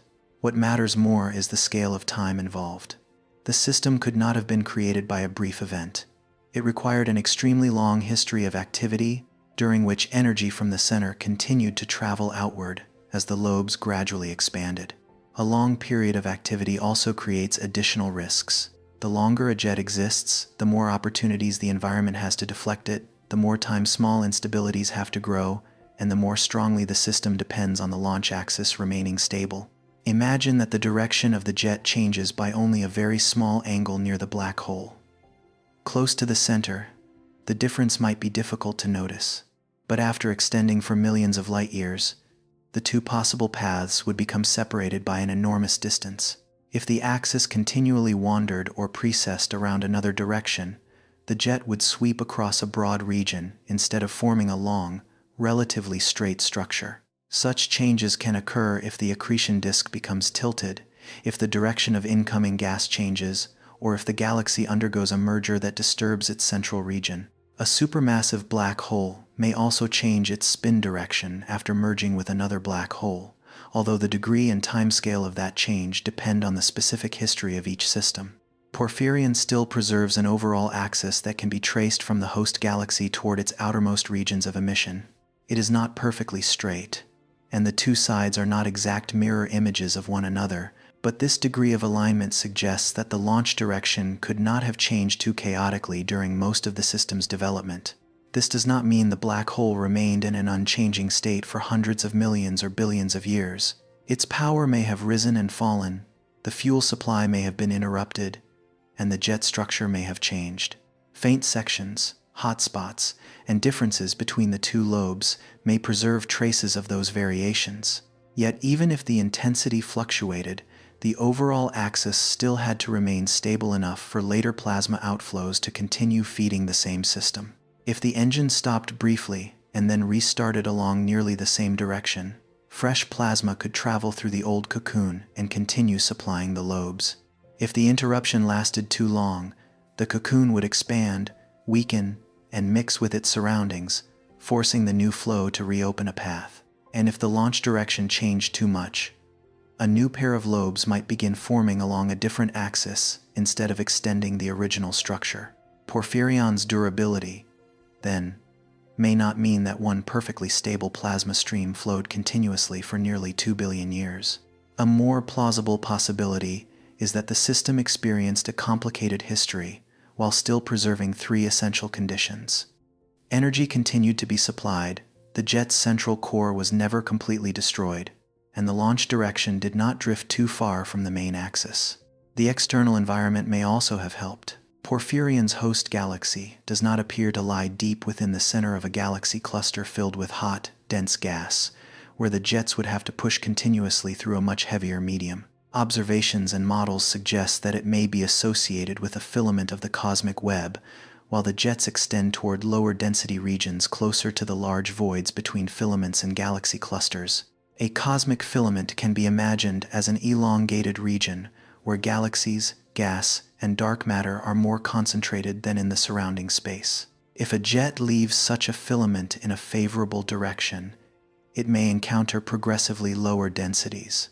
Each new section of space still contains matter, but there is less gas to push aside than there would be if the jet traveled along the denser part of the filament or through the center of a galaxy cluster. A thinner environment allows the lobe head to advance farther with the same amount of power, while also reducing the number of dense gas regions capable of bending or disrupting the plasma flow. It also allows the lobes to expand across greater distances before the external pressure comes into balance with the pressure inside them. But a low-density environment does not bring only advantages. Without enough external pressure to keep the lobes confined, the plasma can expand strongly sideways. That expansion causes particles to lose energy, reduces surface brightness, and makes the structure more difficult to detect. An extremely long system can become a broad, faint layer of emission even if the total amount of energy it once transported was enormous. Low pressure can also leave the jet with too little external confinement. If the internal magnetic field is not strong enough to hold the flow together, the jet may expand rapidly and disperse. So an empty-looking environment does not automatically create a gigantic jet. The source still needs sufficient power, collimation, and internal stability to take advantage of that favorable path. Simulations published in 2026 help illustrate this combination. In a low-density environment, a jet with greater thrust and a stronger axial magnetic field was able to preserve a fast-moving core, limit sideways distortions, and reach scales of around 5 megaparsecs in the model. Jets lacking those conditions were dispersed by kink and pinch instabilities, producing broader lobes and advancing only about 3 megaparsecs during the simulated period. These results do not prove that Porphyrion followed exactly this kind of history, but they show that a favorable environment can only help when the plasma flow itself is sufficiently powerful and well organized. In this context, the magnetic field serves both as a guiding mechanism and as a means of transporting energy. The component running along the jet helps resist some sideways deformation, while field lines wrapped around the flow help keep the plasma close to the axis. The balance between these two components influences whether the jet can remain flexible in the presence of disturbances or become too tightly twisted and prone to instability. Beyond the magnetic structure, the ratio between the density of the jet and the density of its surroundings also affects the outcome. Jets from active galactic nuclei are often considered light compared with the surrounding gas, meaning they contain less mass within the same volume, while carrying enormous amounts of energy and momentum. A light flow can travel rapidly, but it can also be more easily deflected by its environment if its momentum is not strong enough. As the plasma flow draws surrounding gas into itself, its effective mass increases. This process is known as entrainment, but it can be understood simply as the jet beginning to carry some of the material it encounters along the way. The more matter it entrains, the harder it becomes to maintain relativistic speeds, and the more likely the flow is to transform from a narrow channel into a broader region of plasma. The surrounding cocoon helps reduce direct contact with untouched gas, but mixing can still occur along its boundary. A long-lived jet must keep this entrainment low enough for its core to continue transporting energy outward. If external gas enters too quickly, the flow will slow down before it can reach the end of the lobe. Internal shock waves within the jet also play two roles. They convert part of the organized motion into heat and particle energy, creating brighter regions of emission.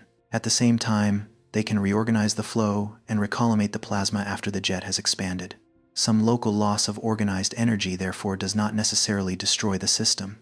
It can become part of the way the jet adjusts to a changing environment. The deciding factor is not whether the jet experiences turbulence at all, because a real system is almost certain to be anything but perfectly calm.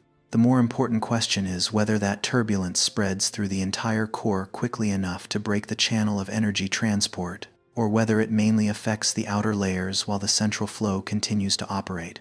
Porphyrion appears to have maintained at least one effective route for transporting energy through much of its development. The presence of jets, hotspots, and backflow shows that energy from the host galaxy was not released only near the center, but reached regions at extraordinary distances. The observed morphology includes a northern lobe, a northern jet, the central core, a southern jet with an internal hotspot, and a more distant southern hotspot associated with backflow. This structure reveals a complicated system that still preserves a physical connection between the source and its outermost regions. These details also show that not breaking apart should not be understood to mean that the two jets remained unchanged from the moment they left the black hole. The plasma evolved, slowed down, formed shocks, flowed backward, and expanded into lobes. Many regions almost certainly mixed with the surrounding environment. What is remarkable is that after all of these changes, the system still preserved a clear enough signature for astronomers to recognize a common axis extending nearly 7 megaparsecs. The explanation for Porphyrion's survival, then, probably does not lie in any single mechanism. High power helps preserve momentum. Collimation keeps energy concentrated within a narrow flow. Magnetic fields organize the plasma and limit some forms of distortion. The cocoon creates a lower density corridor for later plasma outflows. A relatively stable launch axis allows repeated phases of activity to continue feeding the same structure, and a surrounding environment of decreasing density provides a path of lower resistance as the jets move away from the cosmic filament. If even one of these conditions changed dramatically, the outcome could be very different. A source with less fuel would shut down before the lobes could travel very far.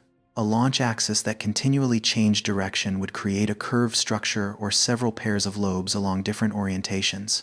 A denser environment would slow the advancing jet head and cause more energy to be deposited closer to the galaxy. An unbalanced magnetic field could allow the plasma flow to twist and disperse. Porphyrion may represent an exceptionally rare combination in which many favorable conditions remained in place for long enough. But it is also possible that similar systems are not as rare as once believed and are simply difficult to recognize because their lobes have become too faint. Low-frequency radio surveys have now revealed more than 10,000 giant jet systems, suggesting that some of the limits once assumed may have reflected the limits of our observations rather than the limits of nature itself. Even as the known population of giant radio galaxies continues to grow, Porphyrion remains at the extreme end of the distribution. For roughly half a century, the largest confirmed systems seem to stop at around 4.6 to 5 megaparsecs. Both observations and some theoretical results had led researchers to regard roughly 5 megaparsecs as a reasonable upper scale for growth. Porphyrion extends to nearly 7 megaparsecs, forcing models to allow for black hole jets that can sustain their influence across substantially greater distances. This does not prove that no ultimate limit exists. Every jet must eventually weaken as the fuel supply declines, electrons lose energy, and plasma mixes with its surroundings. The question now is where that limit lies, and whether it is a fixed number at all, or instead changes with each particular combination of power, duration, magnetic structure, and the density of the surrounding gas. The exact mechanism that allowed Porphyrion to overcome fluid instabilities across cosmological distances has not yet been fully determined. Researchers can identify several factors that may have helped stabilize the flow, but they cannot directly observe the plasma jet's entire history, or reconstruct every change that occurred along its 2-3 million light-year path. The absence of a single complete explanation does not diminish the importance of the discovery. On the contrary, it turns Porphyrion into a test of our current understanding. Any model of giant astrophysical jets must be able to explain how a plasma flow can preserve an energy-carrying core, adapt to changing surroundings, and maintain an overall axis across distances once thought to be too great. If Porphyrion existed in the universe as it is today, the intergalactic environment would be more diffuse after billions of years of cosmic expansion, and the path of the jets might be considered relatively more favorable. But the signals we observe show that the system developed when the universe was younger, when large-scale structures were closer together, and the average density of matter was roughly 7 to 15 times greater than it is today during the periods relevant to the growth of the jets. This creates the next paradox. A plasma flow with no protective walls survived instabilities, maintained its direction across several megaparsecs, and built two lobes hundreds of times larger than its host galaxy. Yet it did not accomplish this in the older, larger, and relatively more diffuse universe we see today. Porphyrion became a colossal system when the universe was not yet half its present age, during a time when gas, galaxies, and the cosmic web were packed more closely together. To fully understand why its existence is so surprising, we need to move beyond the question of the plasma flow's durability alone and place Porphyrion back into the cosmic era in which its extraordinary journey began. Light does not bring us an image of the universe from a single shared moment.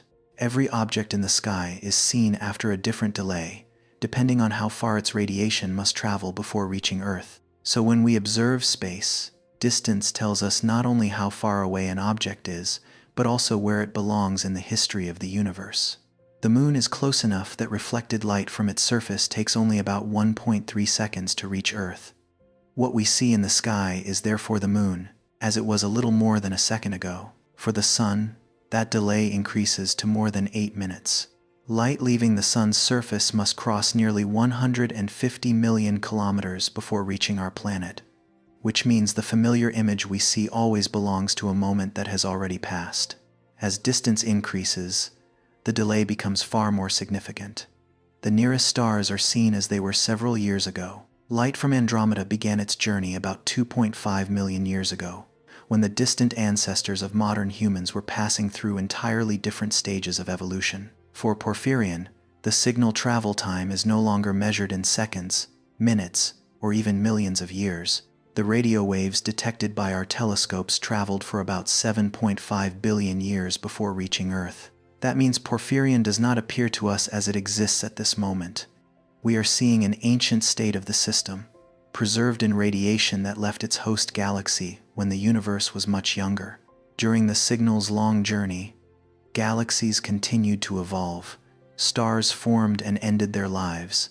The solar system came into existence, and life on Earth passed through an immense history before humans finally built antennas capable of detecting those radio traces.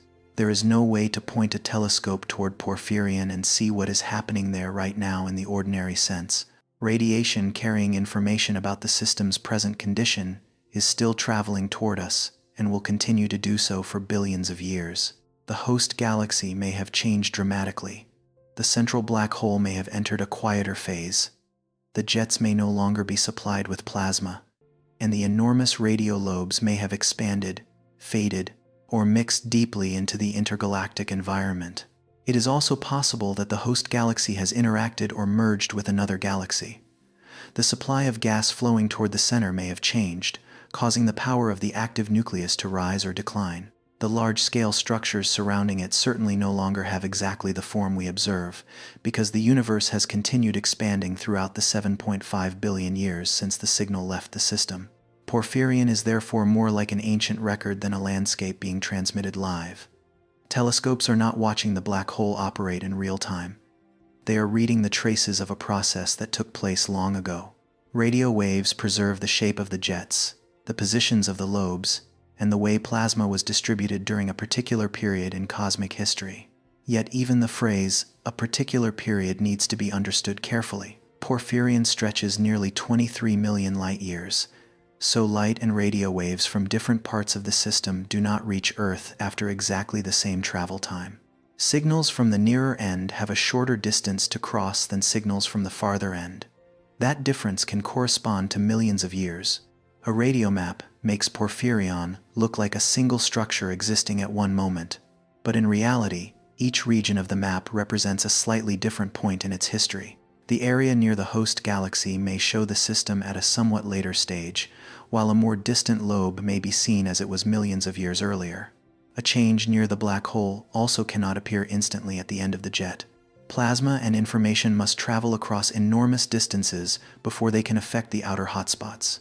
When the black hole increases or decreases its power, the regions near the center respond first, while the outermost parts continue to be supplied by material that left the accretion disk long before. Porphyrion, then, is not a machine operating according to one shared clock. It is a chain of causes and effects, stretched across space, with each section of the jet preserving traces from a different part of its history. The map we observe simply combines these layers of time into one image because all of their signals happen to be reaching Earth during our present era. To determine which period of cosmic history Porphyrion belongs to, astronomers cannot rely only on the apparent faintness or size of its host galaxy. A galaxy may look small because it is extremely distant, but it may also truly be small and much closer. Its distance must be determined by analyzing the galaxy's own light. The light from a galaxy contains more than its overall color. When separated into a spectrum, it reveals narrow features created by atoms and ions absorbing or emitting light at specific wavelengths. In laboratories on Earth, the positions of these features can be measured with great precision. Hydrogen, oxygen, and many other elements all leave familiar signatures.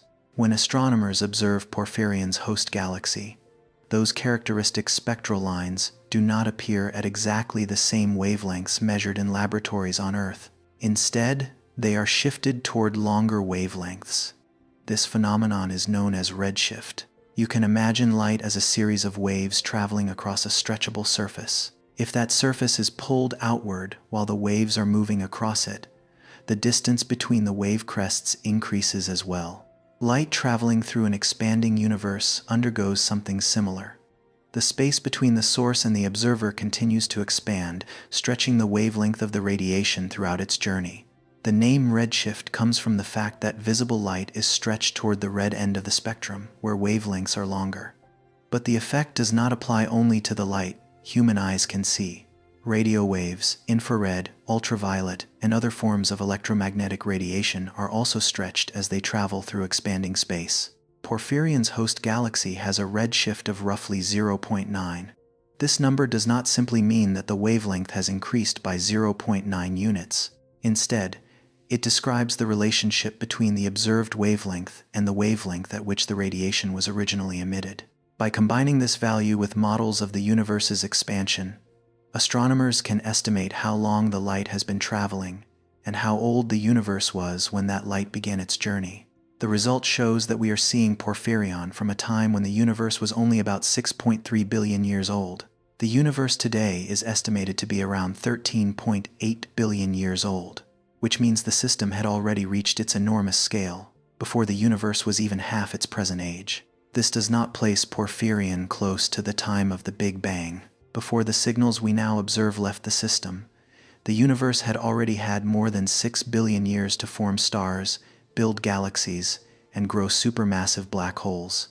Many generations of stars had already been born, created heavier elements, and returned those elements to space. Large galaxies and galaxy clusters were already present, and the cosmic web had become well developed. Even so, the environment at that time was still significantly different from the relatively mature universe around us today. Galaxies were, on average, closer together. Supplies of cold gas were more abundant, and many supermassive black holes were passing through highly active phases. The overall rate of star formation across the universe was also higher than it is today, although its greatest peak may have occurred before the era in which we observe Porphyrion. The expansion of the universe should not be imagined as matter flying outward from a single central point into empty space beyond it. There is no evidence for a unique central location from which all galaxies are moving away. On sufficiently large scales, it is the distance between regions that are not gravitationally bound together that increases with time. A common analogy is to imagine dots drawn on the surface of an inflating balloon. As the surface expands, the dots move farther apart, even though none of them is the center of the surface itself. The universe is not literally a two-dimensional balloon, but the comparison helps illustrate an important idea. Expansion occurs within the structure of space itself, rather than galaxies all rushing outward from one single location. On smaller scales, gravity can still keep matter bound together. The solar system does not expand along with the universe because the sun's gravity is far stronger than the effect of cosmic expansion across these distances. The Milky Way does not grow larger simply because space is expanding on much greater scales. Galaxies, galaxy groups, and many galaxy clusters remain held together by their own gravity. But between large structures that are not tightly gravitationally bound, distances continue to increase.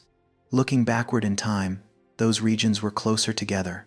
Matter was therefore distributed through a smaller average volume, making the younger universe denser than it is today. This is part of what makes Porphyrion so difficult to explain. A jet must force its way through intergalactic gas, push material aside, and transfer energy into its surroundings. If the average density is higher, the plasma flow has more matter to interact with, more opportunities to slow down, and more chances for turbulence and instability to develop. According to models related to Porphyrion's growth history, the average density of the universe during the periods when the jets were developing may have been roughly 7 to 15 times greater than it is today. The range varies because the system may have grown over an extremely long period, while the density of the universe continued to decrease as cosmic expansion proceeded.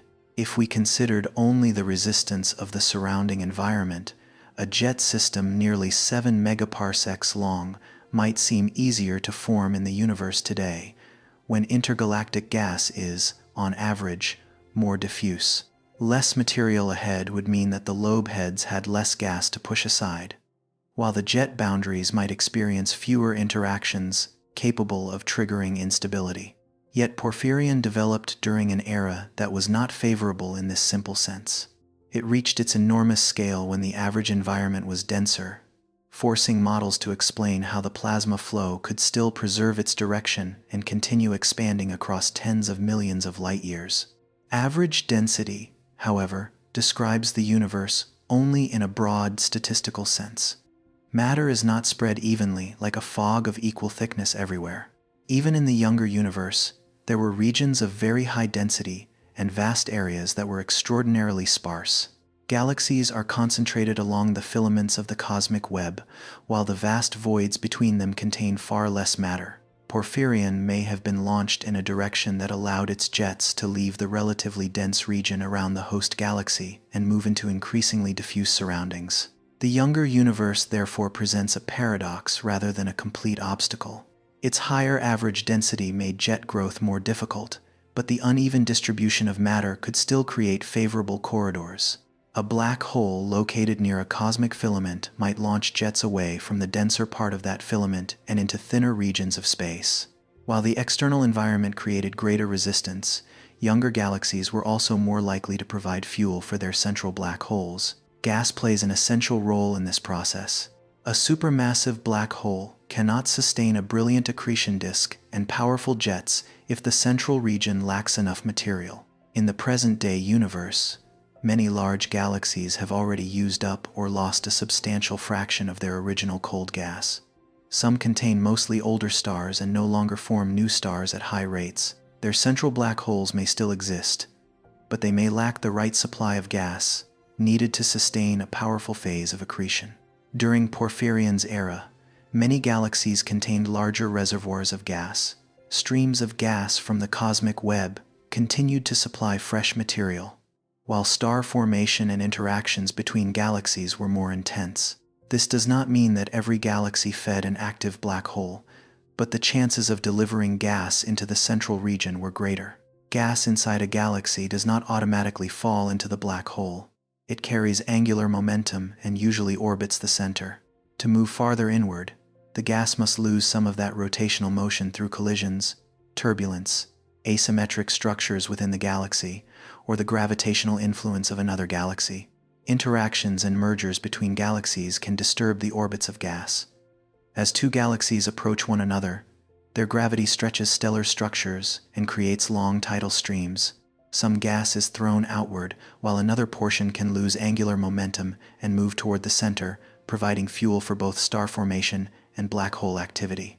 In the younger universe, galaxies were generally closer together, so interactions like these were more common than they are today. That created more opportunities for supermassive black holes to receive the material needed for powerful periods of activity. Porphyrion can therefore be viewed as the result of two opposing trends.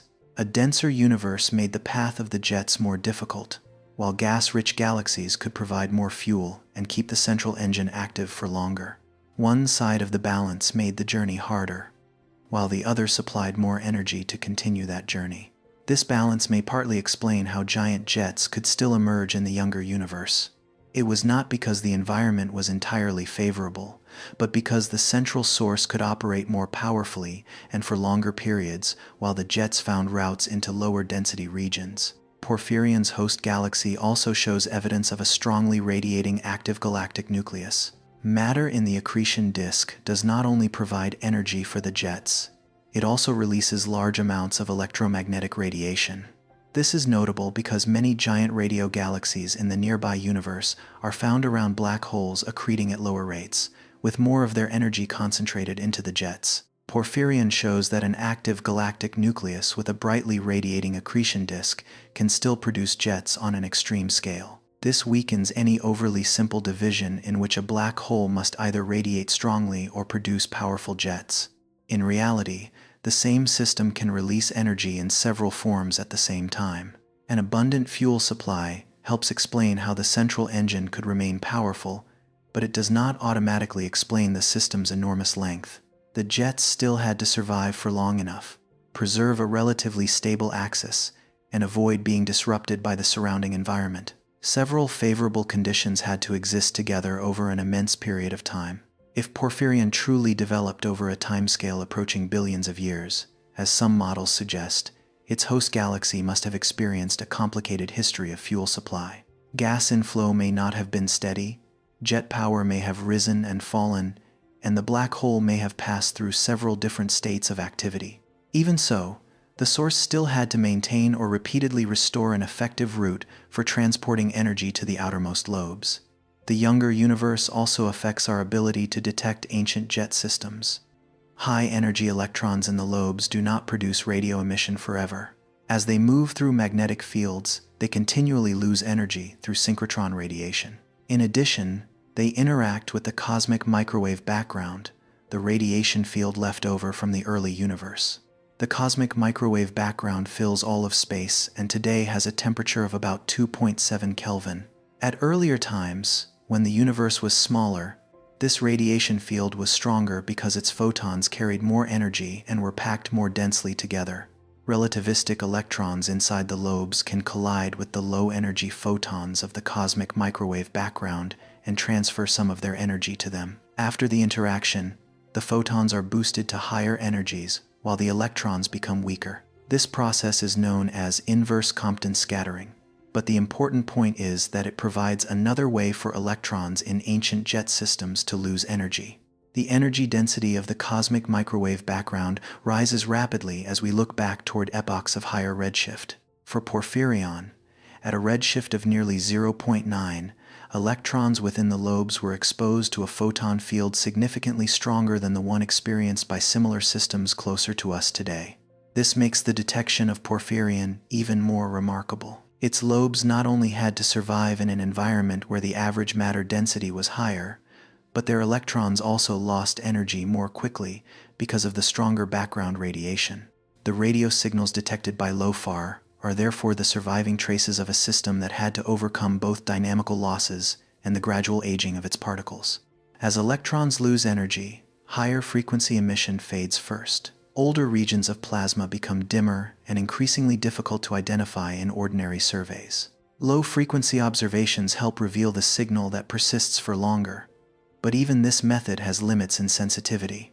As a result, the number of ancient giant jet systems we can see today may represent only a small visible fraction of a much larger population that once existed. Many black holes in the younger universe may have launched jets stretching millions of light years, but the electrons in their lobes may have lost so much energy that their radio emission has fallen below the detection limits of our instruments. Some of these systems may have shut down long ago. Hotspots disappear when fresh plasma no longer reaches the ends of the lobes, Emitting regions spread outward, their surface brightness declines, and their boundaries gradually blend into the intergalactic environment. After billions of years, some of the energy and magnetic fields they deposited may still remain, even though the original shape of the jet system is no longer distinct enough to reveal where it came from. This observational bias may cause us to underestimate how many enormous jet systems existed in the past. The ones we can still detect are often those with especially high power, favorable structures, suitable viewing orientations, or plasma that remains bright enough at the frequencies our telescopes can observe. Porphyrion may be an exceptional case, but it may also be only one of the few ancient remnants still clear enough to be reconstructed. If many similar systems once existed, then the influence of black holes in the younger universe would have extended far beyond the boundaries of their host galaxies. Jets do more than carry energy outward. They also transport charged particles and magnetic fields across enormous distances. As the lobes expand, they push against intergalactic gas, generate shocks, heat matter, and alter conditions in regions millions of light years from the original source. In the younger universe, filaments and galaxies were closer together. A jet of a given length could therefore reach a larger fraction of its surrounding environment than a jet of the same length in today's more expanded universe. Regions that were once relatively close then continued to move farther apart, carrying with them the influence of events that had taken place much earlier. Porphyrion, then, is not simply a distant system. Its distance takes us back to an era when many important processes in the evolution of galaxies were still occurring intensely. Black holes had access to more fuel. Stars were forming more rapidly. Galaxies interacted more frequently, and the cosmic web was more compact. But that same era also made jets more difficult to preserve and more difficult for us to observe. Higher matter density created greater resistance. A stronger background radiation field caused electrons to lose energy more quickly. Galaxies lying closer together created more complicated environments, increasing the possibility of jet deflection and more frequent interactions. Porphyrion emerged amid these opposing trends. Its central engine received enough fuel to launch powerful jets, while the surrounding environment presented greater obstacles than it would today. Even so, the jets found paths that allowed them to travel extraordinary distances, preserve their overall structure, and leave behind signals strong enough to reach Earth after a journey of 7.5 billion years. This is why Porphyrion's place in cosmic time is more than just a number used to position the system on a timeline. It changes the entire meaning of the discovery. A structure nearly 23 million light-years long would already be extraordinary in the universe today. The existence of such a structure, when the universe was younger and denser, forces models to expand the range of what a black hole can produce. From Earth, we receive only an ancient version of the system. Whatever happened afterward remains beyond our view. But the old radiation is enough to show that billions of years ago, a black hole in a distant galaxy could extend its influence far beyond the galaxy itself and into distances normally associated with the large-scale structure of the universe. To understand how far that influence may have reached, we need to move beyond the host galaxy and look at the environment surrounding it. Porphyrion did not grow within an undefined emptiness. Its two jets traveled through regions of gas, filaments of matter, and vast voids that together form the cosmic web. It is within this web that the energy of a single black hole may cease to be the story of just one galaxy. It can become part of the thermal, particle, and magnetic history of the space between many different galaxies. On familiar scales, the sky seems to be made of separate objects. Each star appears as its own point of light. Each galaxy resembles an island suspended in darkness, and galaxy clusters look like groups of objects that simply happen to gather near one another. But when our view expands across hundreds of millions or billions of light years, this distribution begins to reveal a much larger order. Galaxies are not spread evenly through space. Instead, they gather into long filaments, enormous walls of matter, and dense nodes, separated by vast empty regions that occupy most of the universe's volume. This structure is known as the cosmic web. It is not a literal net with clearly defined boundaries, nor is it a motionless framework standing behind the galaxies. The web formed over billions of years under the influence of gravity. Tiny differences in the density of matter in the early universe, gradually became amplified. Regions containing slightly more matter pulled additional material toward themselves, while areas with less matter became increasingly empty. Dark matter plays an especially important role in this process. It does not emit light and therefore cannot be photographed directly with ordinary telescopes, but its gravity helps establish the large-scale framework of the universe. Ordinary gas and galaxies then gather around regions with greater concentrations of dark matter, creating the filaments and nodes we observe. Where several filaments intersect, matter accumulates into groups and clusters of galaxies. A large cluster can contain hundreds or thousands of galaxies, along with an enormous reservoir of hot gas filling the space between them. Long structures connecting these clusters form filaments, while broader and relatively flatter structures are often described as walls of matter. Between these structures lie cosmic voids. They are not completely empty, but they contain far fewer galaxies and much less matter than filaments or clusters. Voids occupy most of the universe's volume, while a large fraction of its matter is concentrated within the smaller regions occupied by filaments and nodes. The Porphyrion study estimates that voids account for roughly 80% of the universe's volume, showing that most of space lies outside the bright, crowded regions that telescopes can detect most easily. If we looked only at maps of galaxies, these voids might seem like empty regions with little of interest. In reality, they still contain extremely diffuse gas, high-energy particles, and very weak magnetic fields. The density can be so low that only a tiny number of particles exist within each cubic meter, but across volumes extending millions of light years, the accumulated matter is still enough to influence the development of large structures. Gas within cosmic filaments is also extremely difficult to observe. Some of it remains relatively cool, while a significant fraction has been heated to hundreds of thousands or even millions of degrees by structure formation, gravitational shocks, and galactic activity. This hot but diffuse material is often called the warm-hot intergalactic medium.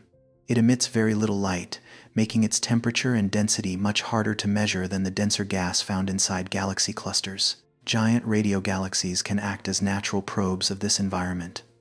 As their plasma lobes expand, their shape and pressure reflect some of the resistance provided by the surrounding gas. Studies of systems other than Porphyrion have used radio lobes to estimate gas temperatures near the edges of galaxy groups reaching roughly 10 million degrees, showing that a radio structure is not only shaped by its environment, but can also become a tool for measuring that environment. Porphyrion's host galaxy exists within this kind of setting. Current data suggests that it most likely belongs to a filament of the cosmic web rather than lying deep inside the center of a massive galaxy cluster. Analysis of its distance from nearby clusters also does not support the idea that the source originated within a dense cluster environment. This has important implications for the direction in which the two jets developed. A galaxy inside a filament is surrounded by relatively dense matter along some directions, but along others, the filament borders enormous voids. If the jet axis happened to point outward from the filament, the plasma could leave the denser gas surrounding the galaxy and move into regions of progressively lower density. Models of Porphyrion suggest that jets of this length have a very high probability of encountering void-like conditions during their growth. The research team estimated that probability at around 95%, although this result depends on models of the environmental distribution rather than direct measurements at every point along the jets. Porphyrion's long, relatively narrow shape is also consistent with the possibility that its jets traveled into regions of decreasing density. When the gas ahead becomes thinner, the lobe heads have less material to push aside, while instabilities along the boundaries may develop more slowly.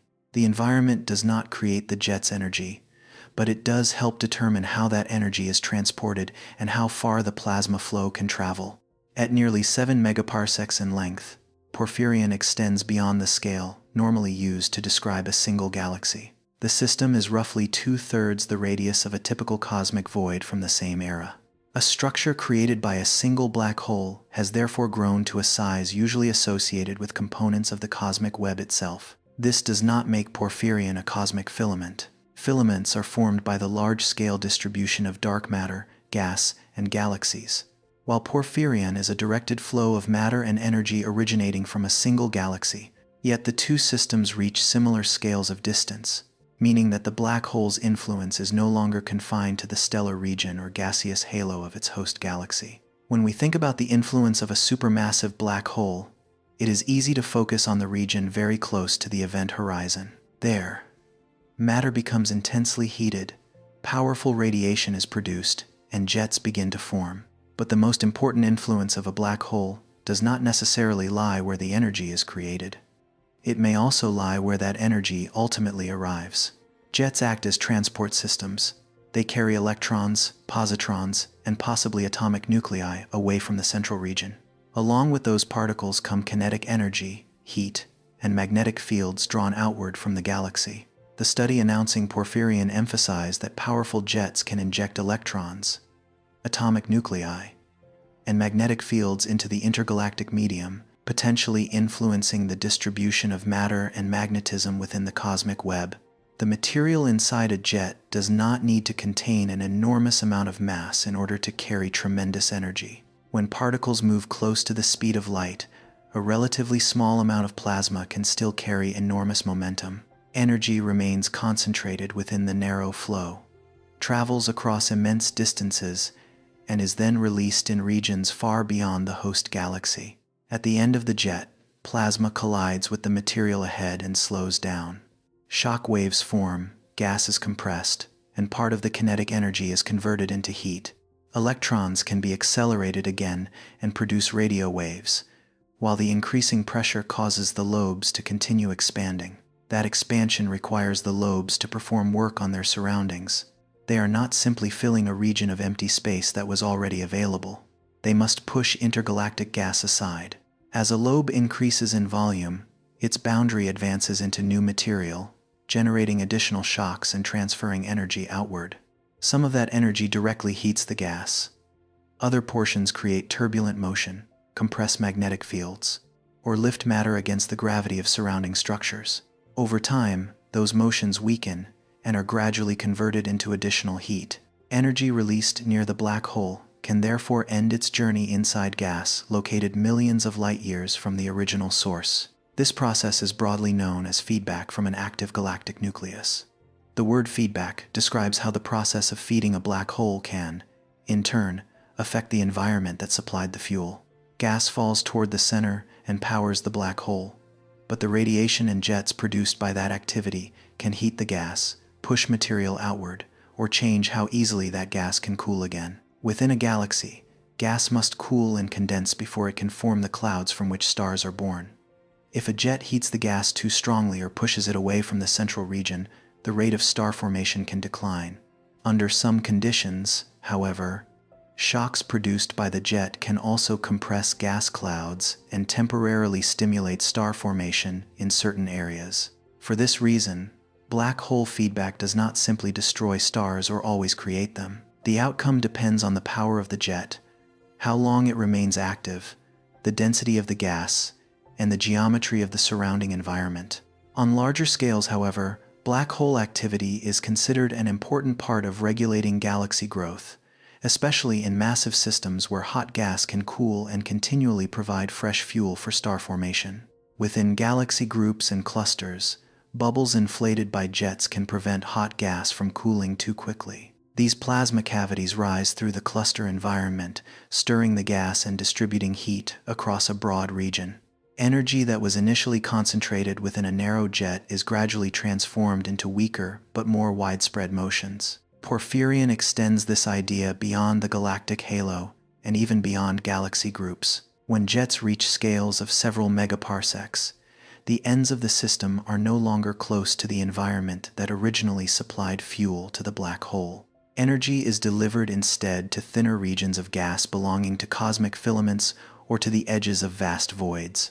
Dynamical models of Porphyrion estimate that its two jets may have transported a total of about 8 times 10 to the 55 joules into the intergalactic environment.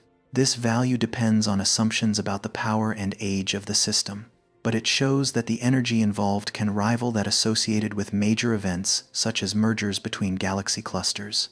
If all of that energy had been released near the center, its effects would have been concentrated within a much smaller region. But because the jets acted as transport channels, much of the space in between was bypassed, and the energy was delivered to distant lobes. In this way, a black hole can produce a non-local influence, where the place the energy is generated and the place that receives it are no longer the same. Models from the research team also suggest that shocks from Porphyrion could have locally heated the cosmic filament it passed through by roughly 10 million degrees and expanded the affected region by somewhere between about 1/10 and nearly 1 megaparsec. These values are not direct temperature measurements of the entire environment, but they show that a powerful jet system may be capable of changing both the thermal state and the local shape of the cosmic web. From this perspective, Porphyrion did not simply travel passively through the cosmic web. It generated shocks, displaced gas, and injected energy into regions that may previously have been cooler or less disturbed. The plasma flow both responded to its environment and left behind a different environment in its wake. These effects were not distributed evenly along the entire system. Near the host galaxy, the jet passed through denser gas and may have transferred more energy within a smaller region. Farther away, as the environment became thinner, the lobe head could advance more quickly while its energy spread across a larger volume. Strong interaction zones, hotspots, and lobe boundaries received more energy than regions farther from the main axis. This leads to an important limit that should remain clear. Porphyrion is nearly 23 million light-years long, but it does not fill a sphere 23 million light-years across. Its two jets were launched along specific directions, and although the lobes are broad, they still occupy only a small fraction of the surrounding volume. Its length tells us how far its influence could reach along the jet axis. It does not mean that all matter within a corresponding radius was altered.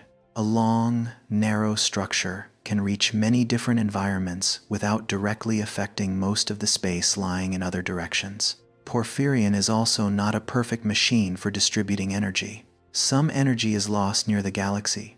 Some remains stored in the plasma of the lobes, some is converted into radiation, and some is transferred to the surrounding gas. The fraction involved in each process depends on the system's history and cannot be determined precisely from a single radio map. Magnetic fields are transported in a similar way. The plasma within a jet is highly conductive, so magnetic field lines tend to move with the fluid. As the jet leaves the galaxy, it carries magnetic fields that were created or amplified in the environment surrounding the black hole and its accretion disk. Inside the lobes, magnetic field lines can be stretched, twisted, compressed, or made turbulent. In regions containing shocks, the magnetic field can be amplified, and electrons can produce stronger synchrotron radiation. As the lobes expand, the strength of the field may decrease, even while the volume of magnetized space becomes larger. Polarization surveys of giant radio galaxies using LOFAR suggest that their lobes often grow into environments with densities below about 10 to the minus 5 particles per cubic centimeter and surrounding magnetic fields weaker than roughly 0.1 microgauss. These values have not been measured directly across the full extent of Porphyrion, but they provide a sense of how diffuse and weakly magnetized the environments penetrated by the largest radio systems can be. 1 microgauss is only 1/millionth of a Gauss, while the average magnetic field near Earth's surface is hundreds of thousands of times stronger. Yet cosmic magnetic fields do not need to be as strong as Earth's field to matter. They operate across enormous volumes and over billions of years, influencing the motion of charged particles, guiding the diffusion of cosmic rays, and affecting the way plasma produces radiation. Inside cosmic voids, magnetic fields may be far weaker still than 0.1 microgauss. For that reason, a jet carrying magnetic fields outward from a galaxy can create a relatively large change, even if the final field strength remains extremely weak by terrestrial standards. Recent simulations of jets reaching scales of several megaparsecs show that powerful, well-collimated flows can transfer a significant fraction of their energy and magnetic flux into low-density environments. In one model published in 2026, the stronger jet deposited about 35% of its energy into the surrounding medium and created microgauss-scale magnetized regions within the structure it formed. This was a simulation in an idealized environment rather than a direct measurement of Porphyrion, but it illustrates how a jet system can heat and magnetize regions containing very little matter. Magnetization does not mean that every particle in the region becomes a magnet. It simply means that an environment that previously contained a very weak magnetic field receives additional magnetic flux from the jet, making the field stronger or more complex. As the lobes age, those magnetic fields do not necessarily disappear at the same time as the radio emission. The electrons responsible for radio waves continually lose energy. Eventually, they are no longer energetic enough to produce signals detectable by present-day telescopes. The lobes become faint and may eventually disappear from radio maps, while thermal plasma, lower energy particles, and magnetic fields can continue to survive. The boundaries of the lobes gradually become turbulent, allowing their internal material to mix with the intergalactic gas. During this process, magnetic fields can be stretched into smaller structures, dispersed across larger regions, and weakened. They may no longer preserve the recognizable shape of the original lobes, yet traces of their galactic origin can remain embedded in the surrounding medium. Porphyrion therefore demonstrates the possibility of transport, but not yet the final degree of magnetization. A black hole inside one galaxy can send magnetized plasma across several megaparsecs. What remains uncertain is how efficiently those magnetic fields mix into the environment, how long they survive, and how much volume they ultimately occupy after the radio structure fades. Porphyrion also cannot be used to conclude that all magnetic fields in the universe originated from black holes. The origin of cosmic magnetism remains an open question, and several different mechanisms may contribute. One possibility is that extremely weak seed magnetic fields appeared in the early universe. They may have formed through processes occurring before or after neutral matter emerged, and were later stretched and amplified as galaxies and large-scale structures developed. Another possibility is that much of cosmic magnetism was generated later within astrophysical objects. Plasma motions inside stars and galaxies can amplify pre-existing fields. Stellar explosions, stellar winds, and galactic outflows can carry magnetic fields into the surrounding environment. Black hole jets provide another powerful transport route, one capable of reaching far greater distances than most other forms of outflow. These mechanisms do not necessarily exclude one another. The universe may have begun with extremely weak seed magnetic fields, which galaxies, stars, and black holes then continually reorganized, amplified, and redistributed. In that case, the question is not which source created all cosmic magnetism, but how much each source contributed during different eras and within different environments. Porphyrion does not provide a final answer, but it changes the scale of the problem. Before this discovery, the idea that a single black hole could transport magnetic fields across nearly 7 megaparsecs might have seemed extraordinarily difficult. The observations now show that such a pathway of transport can truly exist. The existence of one system is not enough to determine the magnetic history of the entire universe. The volume directly occupied by Porphyrion is still far smaller than the surrounding cosmic void. Even if plasma escapes from the lobes and spreads outward, filling a void tens of millions of light years across would require time and would depend on magnetic field strength, turbulence, and the motion of the gas. But if Porphyrion is not alone, the implications become very different. Each giant jet system may affect only a small part of the cosmic web, yet thousands or millions of such systems operating throughout cosmic history could create overlapping zones of influence. Regions, magnetized by different generations of jets, may intersect as large-scale structure continues to evolve. This possibility is especially significant in the younger universe. At that time, the overall volume of the universe was smaller, galaxies were closer together, and powerful phases of black hole accretion were more common. A jet of the same physical length could therefore occupy a larger fraction of its surrounding environment than it would today.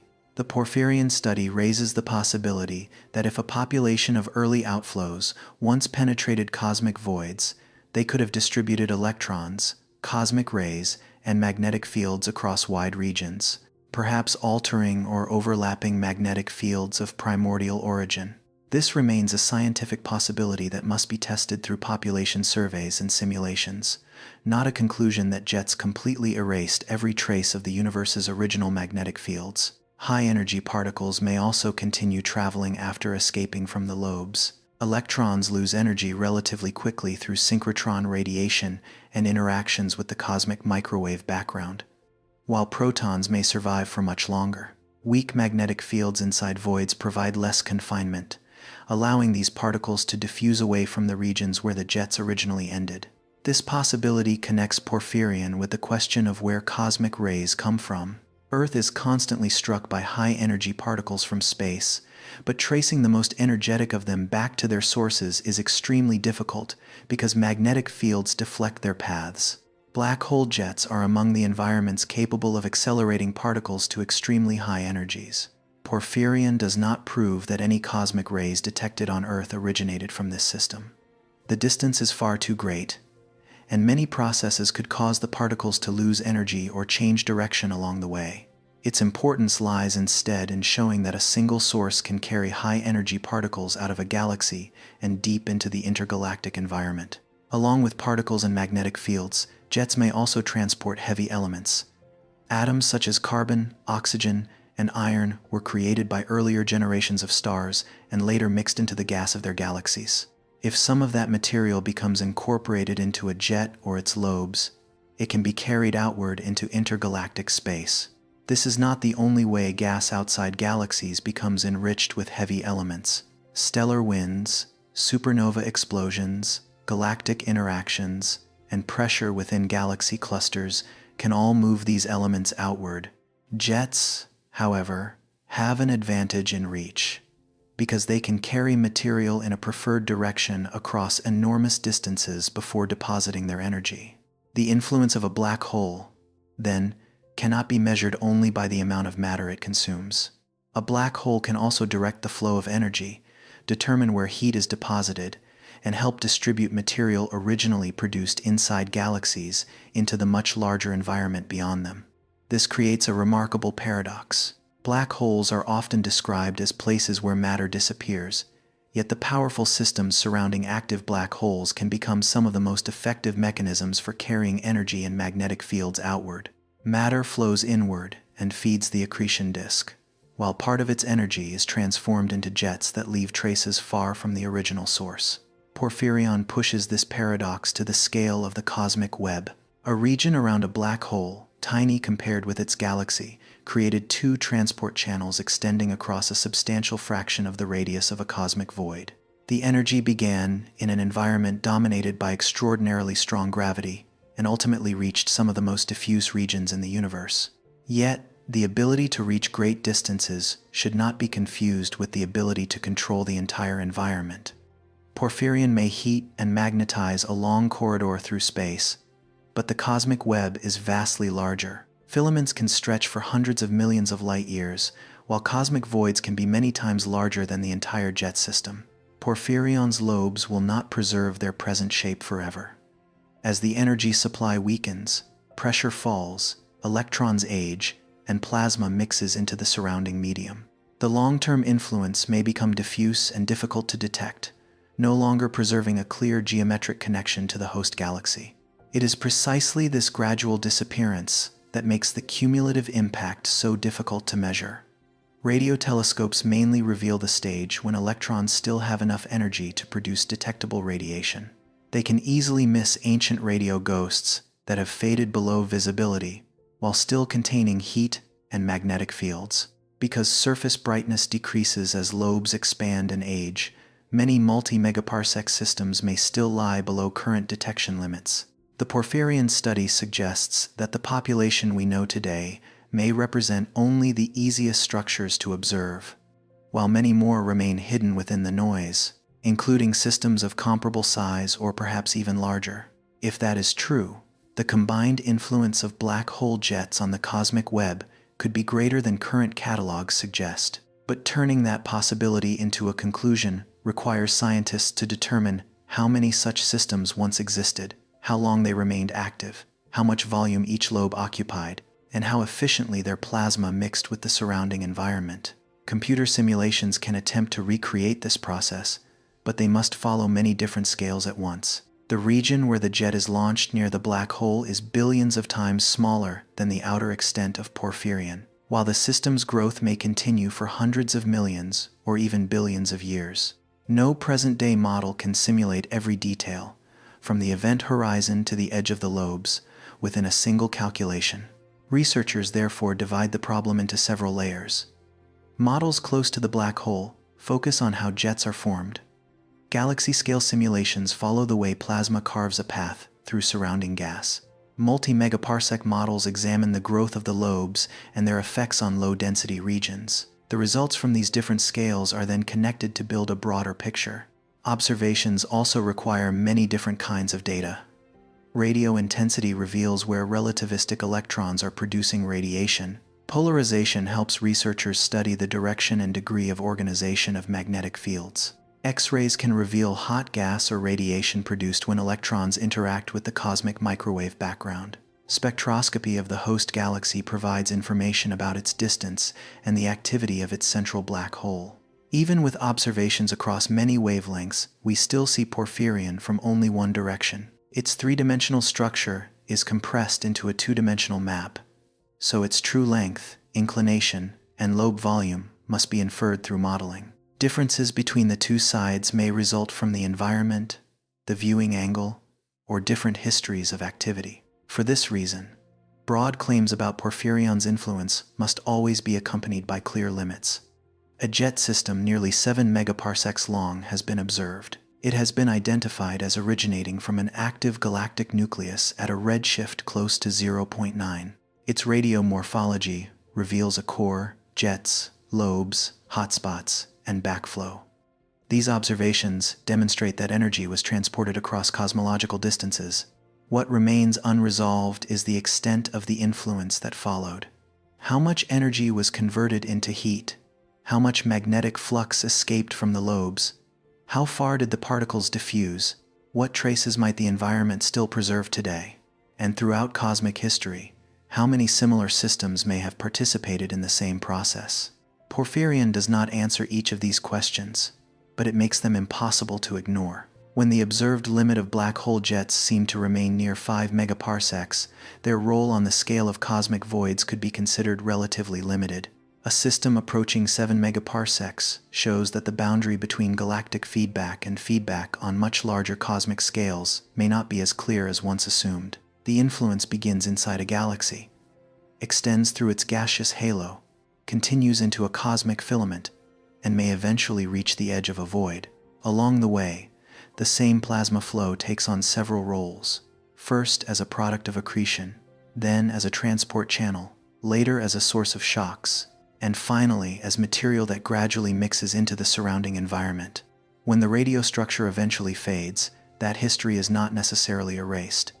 Gas that has been heated does not immediately return to its original state. Magnetic fields carried outward may continue to survive at weaker strengths. Lower energy particles can keep moving through the environment, while the redistribution of matter pushed aside by the lobes may preserve traces for a very long time.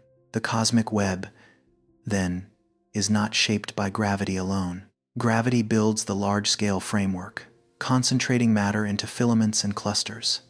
But energy from stars, galaxies, and black holes continually heats, moves, and redistributes the gas within that framework. Porphyrion is an extreme example of how a relatively small source can participate in this process across several megaparsecs. What is remarkable is not the idea that one black hole changed the entire universe. No evidence supports such a conclusion. The real significance is that the boundary of a galaxy's influence can extend far beyond the region containing its stars. A black hole does not need to touch a distant region of gas directly in order to alter it. It only needs to create a plasma flow powerful enough, narrow enough, and persistent enough to carry energy there. Millions of years later, the region receiving that energy may lie near a cosmic void, so far from the source that the host galaxy appears as little more than a tiny point on a map. If thousands of similar systems once operated, their effects could overlap and become part of the thermal and magnetic history of the intergalactic medium. But before astronomers can count such a population, they must solve a more fundamental problem: determining what truly belongs to a single system. On a radio map, two patches of emission can be separated by millions of light years. Between them may lie many galaxies, many radio sources, and unrelated objects located at entirely different distances. Even a beautifully aligned structure can still be nothing more than a coincidence created when everything is projected onto the same two-dimensional sky. To establish that energy from one black hole truly reached the cosmic web, scientists must first prove that the two faint regions at opposite ends actually originated from the same galaxy. That cannot be done with a single image. It requires tracing the morphology of the jets, identifying the central core, measuring the distance of the host galaxy, and combining several different signals into one consistent chain of evidence. Porphyrion did not appear on a map of the sky as a complete object with clearly defined boundaries. When the first radio data were collected, there was no continuous bright line connecting the host galaxy to the two most distant ends of the system.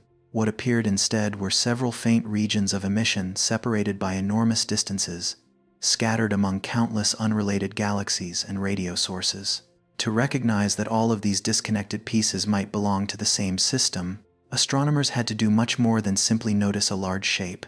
For a smaller radio source, identification is usually easier.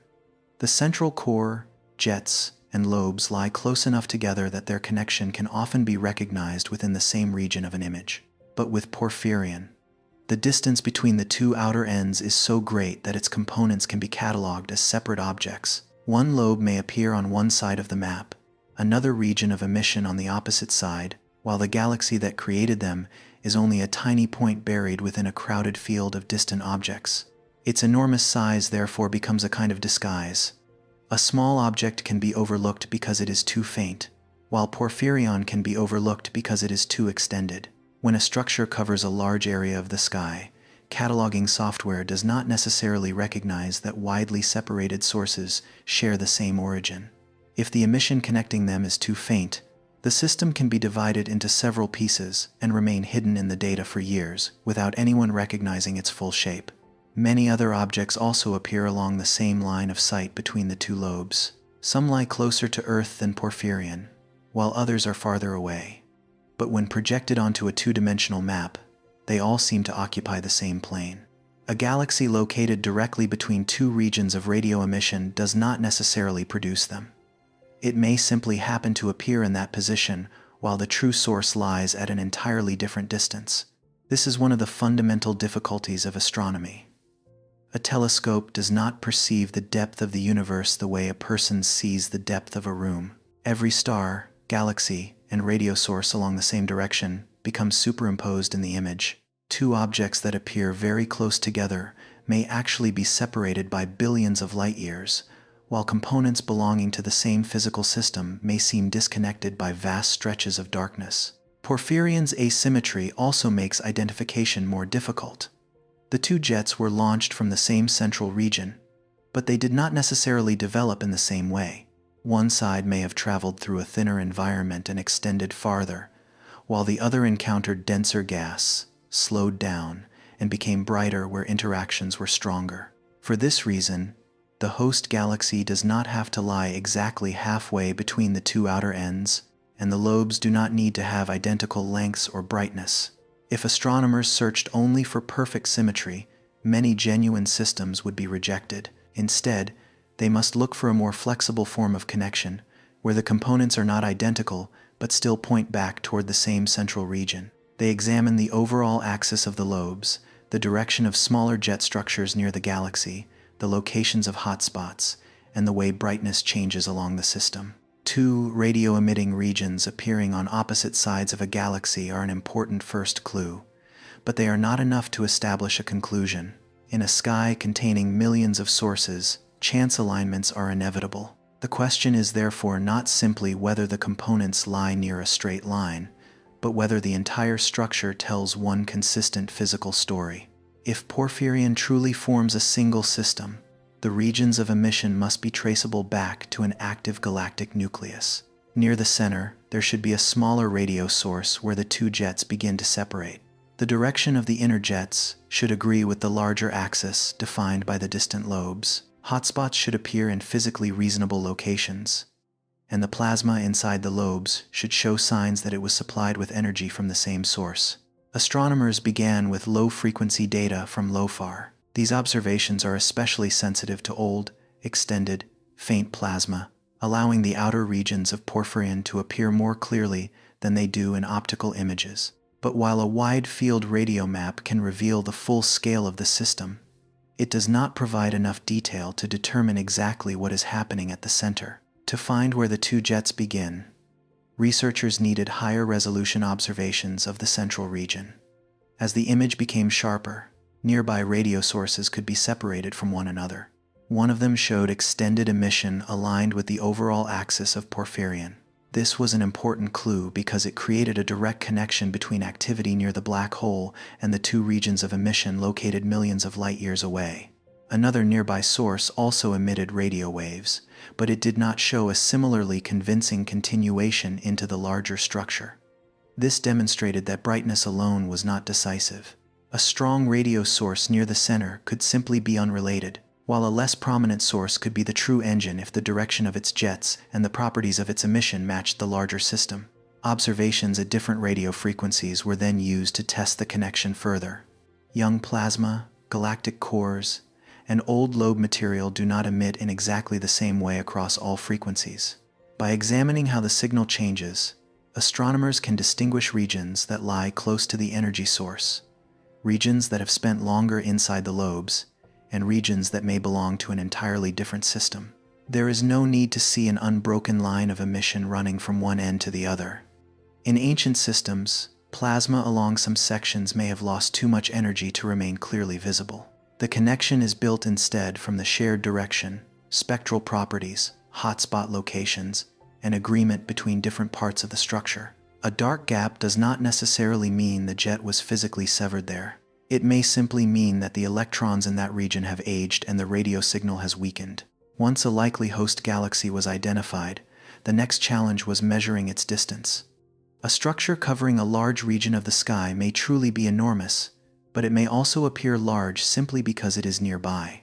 The size of an image alone is not enough to determine how long Porphyrion actually is in space. The distance was determined through spectroscopy. Light from the galaxy was separated into different wavelengths, revealing characteristic signatures produced by elements in its gas. Because the universe is expanding, these signatures are shifted toward longer wavelengths. The degree of this redshift allows astronomers to determine how long the light has traveled and where the galaxy belongs in cosmic history. The measurements showed that the host galaxy is extremely distant, and that its signal has traveled through space for billions of years. Only when this distance was combined with the structure's apparent size on the sky did researchers realize that its two outermost regions are separated by nearly 23 million light-years.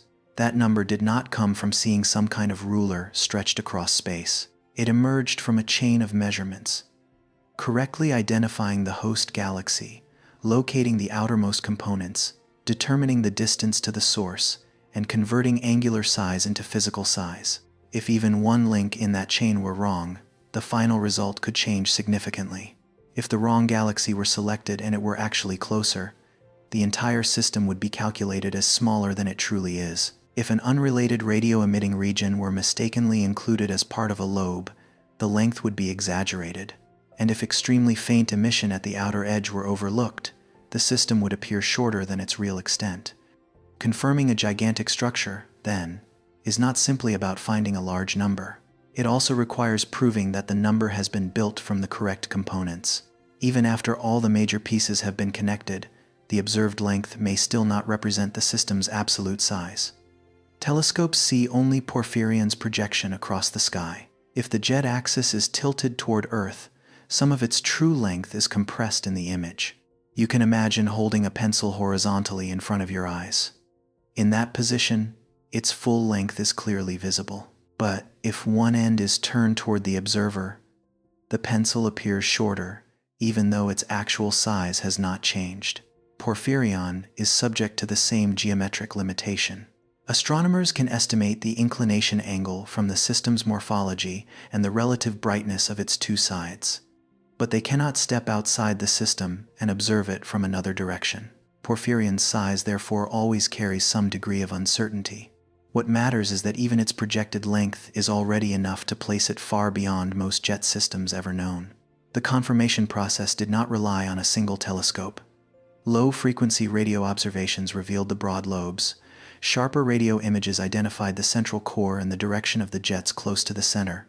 Optical observations helped locate the galaxy containing the stars, while infrared data helped look through dust and identify activity around the black hole. Spectroscopy placed the galaxy at the correct distance, while comparisons across several radio frequencies helped test the relative ages of the plasma. Each instrument revealed only one part of the picture, but when those pieces agreed, the possibility that Porphyrion was merely a chance alignment became very small. This is how many discoveries in modern astronomy are built. There is not always one image clear enough to answer every question. Instead, a strong conclusion often emerges when several independent types of data all point toward the same explanation. A radio map may suggest the overall shape. Another telescope can resolve the central region. Spectroscopy measures the distance. Infrared observations confirm an active galactic nucleus. When all of these pieces fit together, signals that once seemed unrelated begin to form a single physical system with a common origin. Throughout this process, human pattern recognition remains important. An algorithm can measure millions of sources, but giant radio galaxies often do not have neat, regular shapes. They may be curved, interrupted, asymmetric, or partly hidden by other sources. Cases like these can easily fall outside the simple patterns a computer has been trained to recognize. Humans sometimes notice relationships that software misses. Two lobes may not have the same brightness, yet still point toward the same center. A very faint section of jet may appear only when the data are displayed differently. A region that seems isolated may actually continue along the axis of the larger system. This ability can be expanded through citizen science projects. Instead of leaving one research team to inspect an overwhelming volume of data, many volunteers can examine radio maps, mark regions that may belong to the same source, and identify galaxies that could lie at the center. One person can be misled by a random shape, but when many independent observers recognize the same structure, that candidate becomes more noteworthy. Cases with strong agreement can then be passed to researchers for more detailed observation. Citizen science does not replace professional measurement. It helps identify where observing time is worth investing. Volunteers may notice an unusual jet system, but spectroscopy, multi-wavelength data, and morphological analysis are still necessary to confirm it. Machine learning is also taking on an increasingly important role. Modern radio surveys produce far more data than humans can inspect manually. Algorithms can filter sources, search for elongated shapes, measure angular separations, and suggest groups of emission that may be physically related. But machine learning performs best on the kinds of patterns it has already encountered. If most of its training data consist of smaller, relatively symmetric radio galaxies, an extremely long, faint system broken into several pieces may go unrecognized. The more unusual an object is, the greater the chance that it will fall outside the expected pattern. Porphyrion therefore suggests that the future of astronomy belongs neither to humans nor to computers alone. Computers process enormous volumes of data and narrow the list of candidates. Humans evaluate complex shapes, recognize unusual cases, and ask physical questions. Telescopes then provide the evidence needed to test each hypothesis. The most important step is the testing itself. Seeing a convincing shape does not mean a system has been discovered. The human mind naturally finds patterns, even in random information. Two clouds can resemble a face, and two radio sources can happen to lie along the same straight line. That is why a scientific hypothesis must be placed in situations where it could fail. Researchers must ask whether each lobe might belong to a different galaxy, whether the galaxy in the middle could simply be a foreground object, or whether another nearby radio source might be creating a misleading feature. Each alternative explanation has to be compared with the data. If two regions lie at different distances, they cannot belong to the same system. If the direction of the jet near the center does not align with the outer lobe, the selected galaxy may not be the true source. If the emission properties of one region are completely different, it may be an independent object. Science does not end when a plausible story is created. It begins by searching for reasons that story might be wrong. Only when a hypothesis continues to survive repeated tests does it become a reliable explanation. In Porphyrion's case, each layer of doubt was gradually reduced. The morphology revealed a common axis. High-resolution observations found jet structure near the center. Optical and infrared data identified the host galaxy. Spectroscopy placed that galaxy at the appropriate distance. Once all of these pieces were connected, the two widely separated regions of emission were no longer random faint patches, but the opposite ends of the same system. The discovery also reveals a limitation in the way we often think about large objects. We tend to assume that the larger something is, the more obvious it should become. But in radio astronomy, an extremely extended structure can actually grow fainter because its energy is spread across a larger area. The largest systems can sometimes lie close to the detection limits of our instruments. As the lobes age, their electrons gradually lose energy, and the emission weakens. The outermost regions can fade into the background noise, making the boundaries of the system increasingly difficult to define. Porphyrion may therefore not be the only structure to have reached such enormous scales. It may simply be one of the cases that remained bright enough, aligned clearly enough, and was observed with the right instruments for us to recognize it. New surveys are beginning to change this picture. The radio sky is being mapped more deeply, across wider areas, and at a greater range of frequencies. Regions of plasma that once disappeared into the noise are beginning to emerge. Giant radio galaxies, once considered extraordinarily rare, are now being found in steadily increasing numbers. Each new discovery does more than add another object to a catalog. It helps scientists understand the kinds of environments in which giant jet systems tend to form, how long their black holes must remain active, and which factors allow plasma to travel so far. As the population grows, Porphyrion no longer stands alone as an exception with nothing to compare it to. Yet the growing volume of data also makes the task of connecting sources more difficult. Millions of patches of emission mean millions of opportunities for chance alignments. Algorithms can identify candidates, but confirmation still requires independent measurements. A large catalog cannot be built simply by connecting regions that appear to belong together.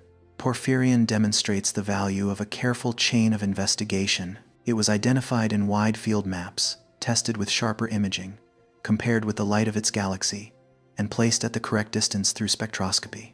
Each step reduced the possibility of error until a structure nearly 23 million light-years long emerged from scattered fragments of data.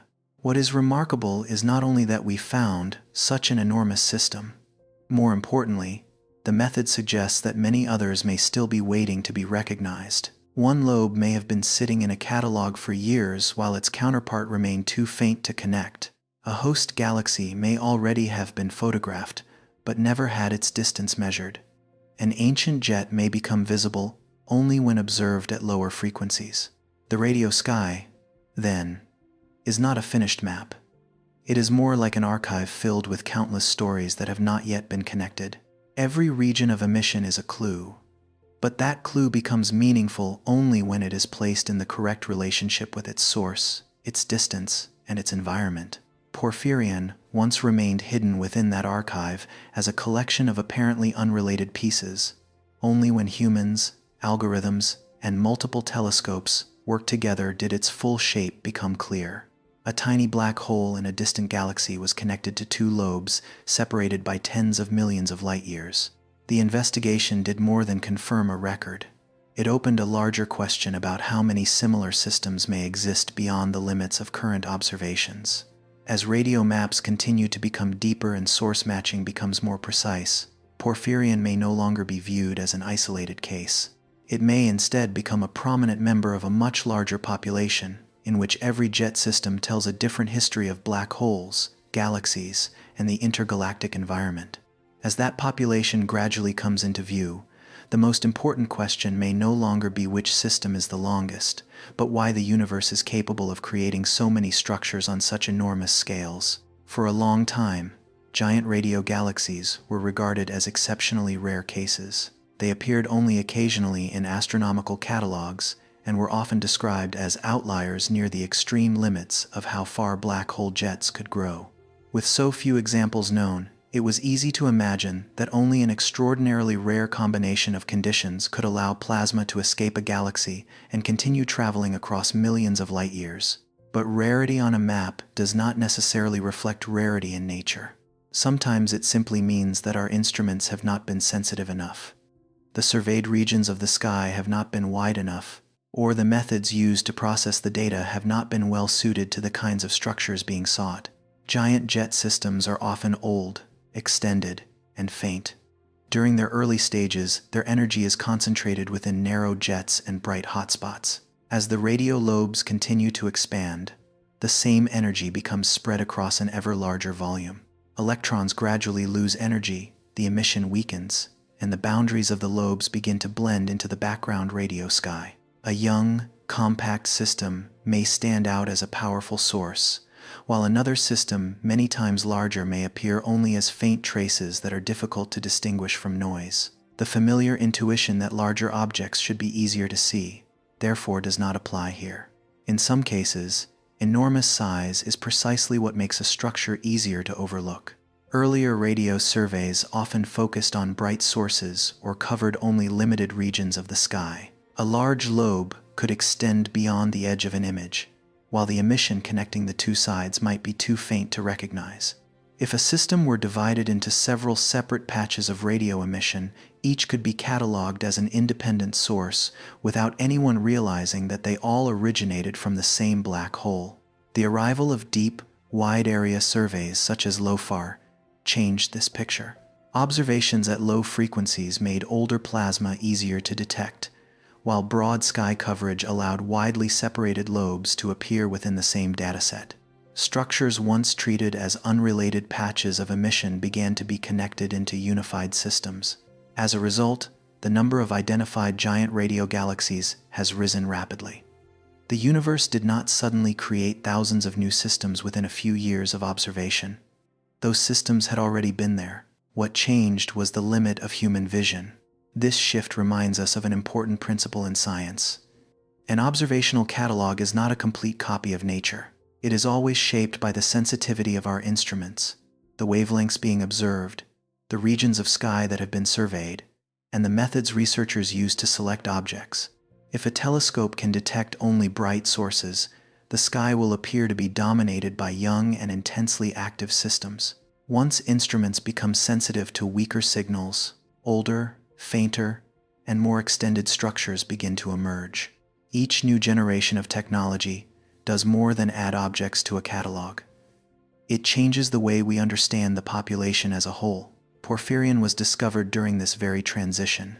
It did not appear as an exception completely disconnected from everything known before it, but as part of a continuing sequence of discoveries pushing the known size limit of black hole jets farther outward.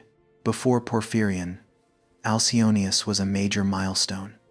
Announced in 2022, this system possessed a radio structure extending roughly 5 megaparsecs.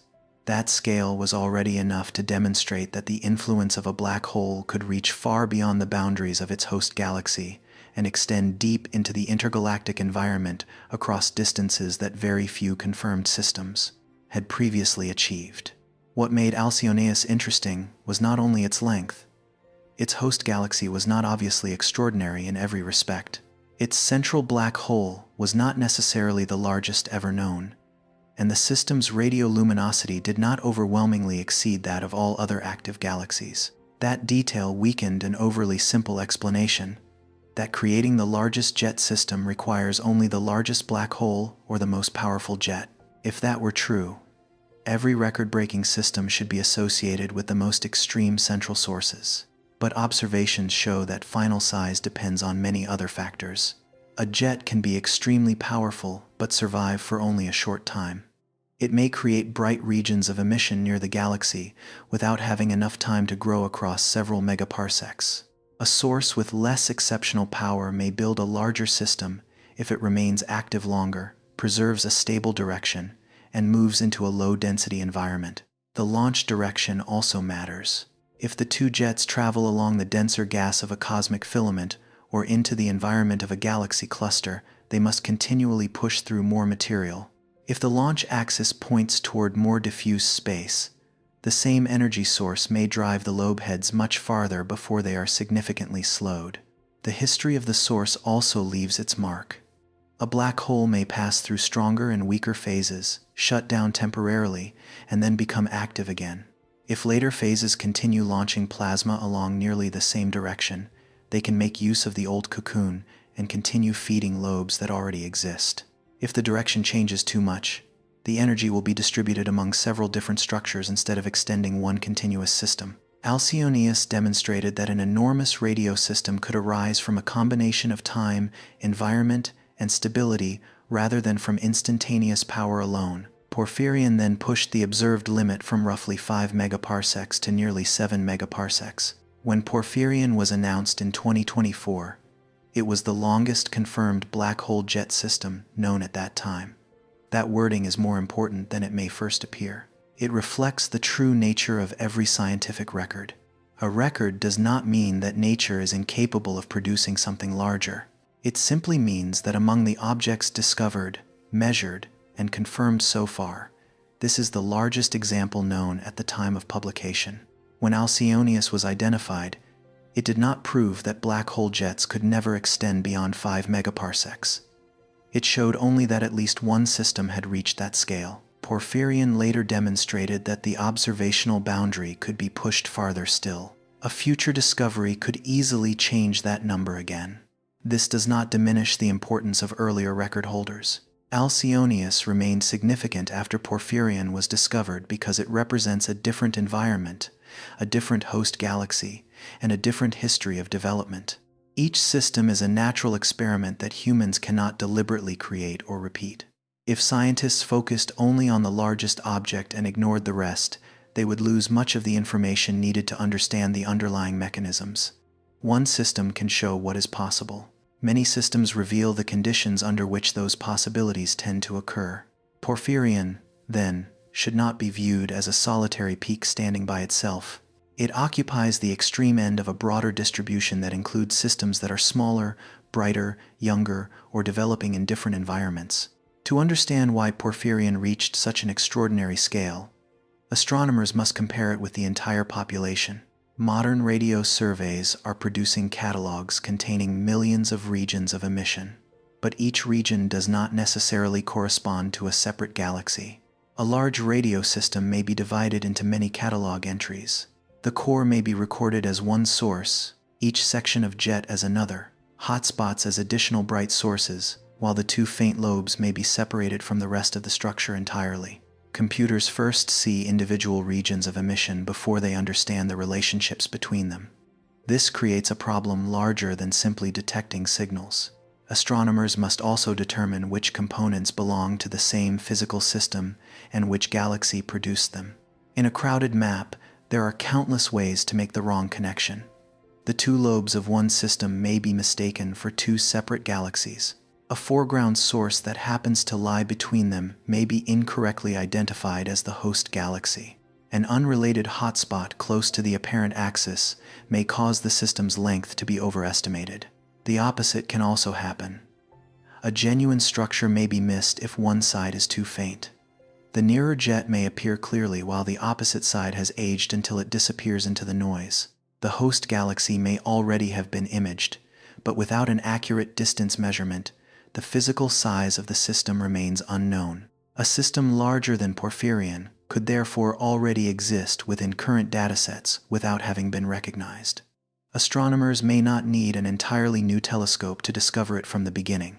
Sometimes a discovery emerges when older data are reprocessed with better methods, or when someone notices a connection that an automated catalog once overlooked. Such a system could also be hidden by geometry. If the jet axis points closer to our line of sight, its length is compressed in the two-dimensional projection. A structure that is truly enormous may look much shorter on a map, just as a pencil appears shorter when one end is pointed toward the observer. In those cases, other clues may suggest the viewing angle, such as differences in brightness between the two jets or properties of the central core, but the orientation is rarely known perfectly, leaving the true lengths of many systems with some degree of uncertainty. Inactive lobes are even harder to identify. When the black hole stops supplying fresh plasma, the hotspots weaken first, and then emission throughout the lobes gradually fades. The structure may continue to exist as a region of hot, magnetized plasma, but without enough high-energy electrons to appear clearly in radio surveys. Such systems are sometimes described as remnants of earlier activity. They preserve the influence of the black hole after the central engine has become quiet, but reconnecting them to their original host galaxy becomes far more difficult because the inner jets are no longer bright. A black hole can also become active again. Fresh plasma may travel into the old cocoon and create younger jets inside older lobes. A radio map can then contain several nested layers of structure, each belonging to a different phase in the history of the same galaxy. These cases remind us that the population of radio galaxies cannot be described by length alone. Age, current activity, and the history of repeated episodes all need to be considered. Two systems of the same size may be passing through entirely different stages of development. A young system may be expanding rapidly with bright hotspots. An older system may have broad lobes and weak emission. A remnant system may no longer contain obvious jets, while a restarted system may preserve both its ancient structure and a new flow of plasma. If astronomers count only the brightest sources, much of this evolutionary history will be missed. For that reason, asking which system is the longest is only a beginning. A deeper understanding requires examining the distribution of the entire population. How many systems extend beyond the boundaries of their host galaxies? How does their number change as their length increases? Do the longest systems usually exist in lower density environments? Do they remain active longer? Or are they simply more powerful? A single object cannot answer these questions. Porphyrion proves that black hole jets can reach nearly 7 megaparsecs, but it does not tell us how rare that ability really is. Perhaps Porphyrion is the result of an almost unique combination of circumstances, or perhaps many similar systems exist, with most of them simply too faint to detect. Only with a sufficiently large population can astronomers compare common characteristics. They can test whether the largest systems usually originate in more massive galaxies, what kind of accretion is taking place around their black holes, and whether their surroundings differ from those of smaller systems. These comparisons also help separate factors that often occur together. A massive galaxy usually contains a more massive black hole, but it may also live in a denser environment. Looking at only one system makes it difficult to determine whether jet size is controlled mainly by the black hole or by its surroundings. With a large enough population, those relationships begin to become clearer. Researchers can also compare morphology. Are the longest systems straighter than others? Are their two sides more balanced? Do they usually contain only one pair of lobes, or do they show evidence of repeated cycles of activity? If straightness is common among the largest systems, that may indicate that stability of the launch axis plays an important role. If giant systems often contain several layers of lobes, repeated episodes of activity may help extend their influence. If they tend to appear near the edges of cosmic filaments, then low-density environments may become a larger part of the explanation.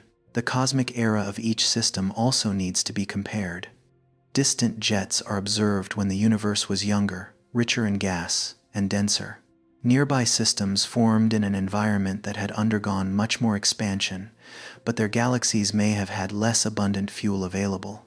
Their distribution across cosmic time can help reveal which eras were most favorable for producing enormous structures. The younger universe contained more strongly active galactic nuclei, but electrons in their lobes also lost energy more quickly. The present-day universe is more diffuse, making it easier for jets to travel farther, but many massive galaxies have already lost much of their cold gas. Each era offers a different combination of advantages and obstacles. Porphyrion shows that an extremely large jet system could exist when the universe was not yet half its present age. Alcyonius is closer and belongs to a later stage of cosmic history. Comparing them allows scientists to test whether very different pathways can lead to similarly enormous results. Perhaps Porphyrion was powered by a strongly active black hole over a very long period, while Alcyonius reached its great size because it developed in an especially favorable environment. Or perhaps both systems share some important factor that has not yet been recognized, such as the ability to maintain a stable launch axis or to form an unusually effective plasma cocoon. There is no reason to assume that every giant system must be created in exactly the same way. In nature, different pathways can lead to similar sizes. A more powerful source with a shorter lifetime may achieve a result comparable to a weaker source that remains active for much longer. A dense environment may be overcome by greater power, while a jet traveling through thinner surroundings may not require such an extreme energy supply. This is why the distribution matters more than the record. The largest object naturally attracts attention, but much of our understanding of the underlying rules comes from the systems that occupy the middle of the population. They show us what is typical, what is unusual, and which factors begin to change as we move toward the extreme end. If Porphyrion were the only example, many different explanations could be proposed, but few would be easy to test. When thousands of systems are placed within the same sample, weaker hypotheses begin to reveal their limitations. A factor believed to be important must either appear consistently among the largest systems or help explain how size changes across the population as a whole. Future surveys will make this possible. Greater sensitivity will reveal older, fainter lobes. Wider coverage will reduce the chance of missing structures far from their host galaxies. Better resolution will separate nearby sources and reveal the direction of jets close to the central region. Optical and infrared data will provide more information about the host galaxies, while spectroscopic measurements will determine their distances with greater precision. As these layers of information become increasingly integrated through automated systems, candidate lists can be built more quickly without overlooking too many unusual cases. Machine learning will play a major role in this process, but it cannot be trained only on clear and symmetrical systems. To find objects larger than Porphyrion, algorithms must learn to recognize structures that are faint, curved, interrupted, or visible clearly on only one side. Citizen science will also remain valuable because humans are often able to recognize morphological relationships that do not fit established patterns. The next record-breaking system could be discovered by an algorithm, a professional astronomer, or a volunteer examining radio maps from home. However it is found, such a candidate will still need to pass through a careful process of confirmation. Both lobes must be connected to the same galaxy, the distance must be measured, and unrelated sources must be ruled out. A new record has meaning only when the evidence is strong enough to show that all of its components belong to the same physical system. Porphyrion would not lose its importance if that happened. Its significance does not come only from sitting at the top of a list. It marks a moment when the observed limit expanded dramatically, and models of jet survival were forced to accept a much greater range. Alcyonius played a similar role before it. Even smaller systems once held records earlier in the history of radio astronomy. Every time a boundary is crossed, the scientific question does not end. It becomes deeper. Why is the new system larger? Is it genuinely different in its physics, or was it simply observed under more favorable conditions? How many similar systems have been missed? And does extreme size reflect a true natural limit, or only the rare tale of a continuous distribution? There may be no sharp boundary where every jet is forced to stop. Instead, the probability of survival may gradually decrease as size increases. The longer a system becomes, the more favorable conditions it requires at the same time. A long-lived engine, a stable axis, a well-collimated plasma flow, and an environment that does not create too much resistance. When one of those conditions fails, the jet ends sooner.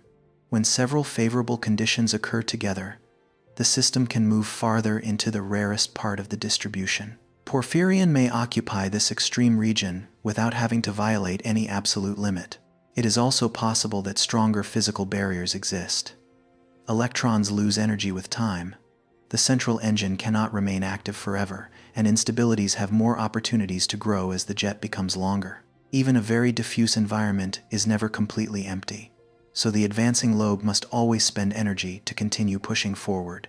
The true limit may therefore emerge from the combination of all these processes rather than from any single factor. A jet does not stop because it reaches an invisible wall. It stops when its energy supply, available time, stability, and environmental conditions are no longer sufficient to sustain further growth. Porphyrion shows that this balance can be reached much farther out than once believed. But it does not reveal the greatest distance nature can ultimately achieve. A larger system may already be hidden in existing data, or the true limit may lie only slightly beyond Porphyrion. As radio maps continue to expand, the answer to the question of which system is longest will almost certainly keep changing. More important is that every new discovery helps redraw the distribution of the entire population, from smaller jets near their host galaxies to structures that approach the scale of the cosmic web itself. Porphyrion is not alone. It stands among thousands of traces left by black holes that once carried energy beyond their host galaxies. Some systems are shorter but brighter. Some are old and faint. Some may have shut down long ago, while the largest may become visible only when many scattered fragments of signal are finally connected. The deeper we look, the more the radio sky reveals that the apparent silence of space is largely a limitation of human senses. Behind the optical points of light are streams of plasma, invisible cocoons, and lobes expanding through the space between galaxies. Within this vast population, Porphyrion currently marks a remarkable observational boundary. But its very existence reminds us that today's limit is not necessarily the end. If roughly 5 megaparsecs once seemed like a reasonable scale, yet a system approaching 7 megaparsecs has now been confirmed, one question becomes unavoidable. How far can a black hole jet ultimately travel before its fuel supply weakens, its plasma dissolves into the surrounding environment, and every visible trace of it fades from the radio sky? Porphyrion has carried the influence of a black hole across nearly 23 million light-years, but even a system this enormous cannot continue growing forever. Its two jets may sustain plasma flows for extraordinary lengths of time, carve pathways through intergalactic gas, and inflate vast lobes, yet every stage of that process comes with losses. The fuel around the black hole gradually changes. Electrons continually lose energy. The environment ahead constantly absorbs momentum, and small disturbances within the flow have more time to grow. There is no invisible wall at a certain distance where every jet suddenly stops. The end usually comes more gradually, and in a far more complicated way. A system may stop growing because the central engine no longer has enough fuel, because the launch axis changes, because the plasma mixes too strongly with surrounding gas, or because the lobes have expanded until their emission becomes too faint to detect. Every jet begins with matter flowing toward the central region of a galaxy. Gas must gradually lose angular momentum, move into the accretion disk, and release energy before some of it crosses the event horizon. If that inflow of gas is interrupted, the activity around the black hole changes as well. The accretion disk may become thinner, cooler, or shift into a state that no longer produces jets as powerful as before. Fuel is not supplied as a perfectly steady stream.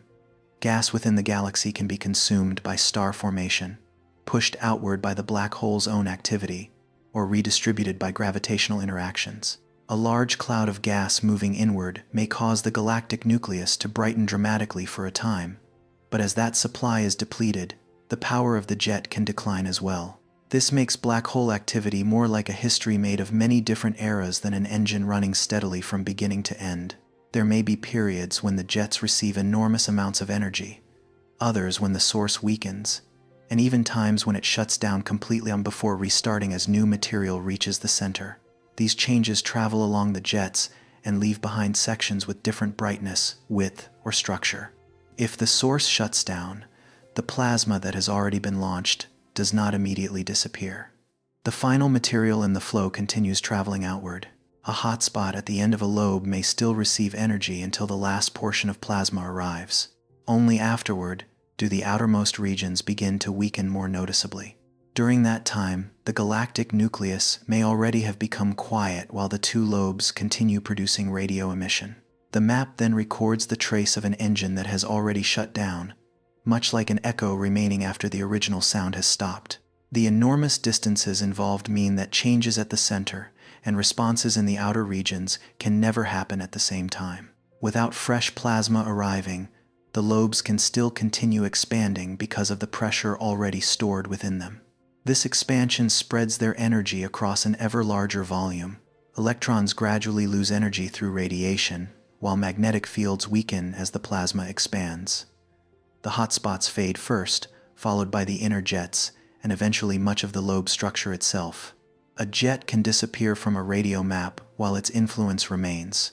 Intergalactic gas that was pushed aside does not immediately return to its original position. Heat transferred into the environment takes time to dissipate. Magnetic fields within the plasma may continue mixing with the surrounding gas, even after the electrons no longer have enough energy to produce signals that present-day telescopes can detect. So when a system is no longer visible, that does not mean every physical trace of it has vanished.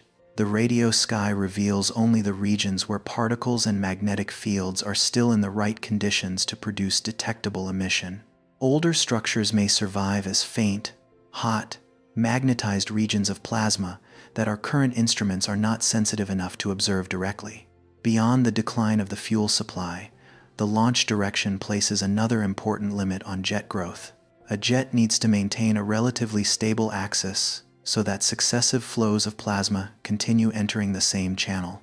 If the orientation of the accretion disk or the rotational axis changes dramatically, new plasma will no longer continue feeding the old lobes. A very small change in direction near the black hole can become an enormous displacement after the jet travels millions of light years. If the axis continually wanders, energy is swept across a broad region instead of remaining concentrated along two directions. The system may produce curved structures, multiple pairs of lobes, or bands of plasma that no longer preserve a clear connection to the source. Changes in the axis can occur when matter begins arriving from a different direction, when the accretion disk becomes tilted, or when the galaxy undergoes a merger. Another black hole entering the central region can also disturb the system. In cases like these, the black hole may remain highly active, but its energy is no longer being used to extend the original structure. Porphyrion has preserved a recognizable overall axis across nearly 7 megaparsecs. This suggests that its launch direction did not change too chaotically during most of its development. A stable axis, however, does not mean that every section of the jet remained perfectly straight or that the engine never fluctuated. It simply means that those changes were not large enough to destroy the overall connection between the galaxy and its two outermost regions. Even if the energy source and launch direction remain stable, the jet must still resist internal instabilities. Plasma is not a calm stream of matter. It contains regions moving at different speeds, twisted magnetic field lines, and boundary layers that continually interact with the surrounding environment. A small disturbance can grow into a major deformation. The jet can bend, widen, or curl. External gas can gradually be drawn inward, forcing the plasma to carry additional material and causing it to slow down.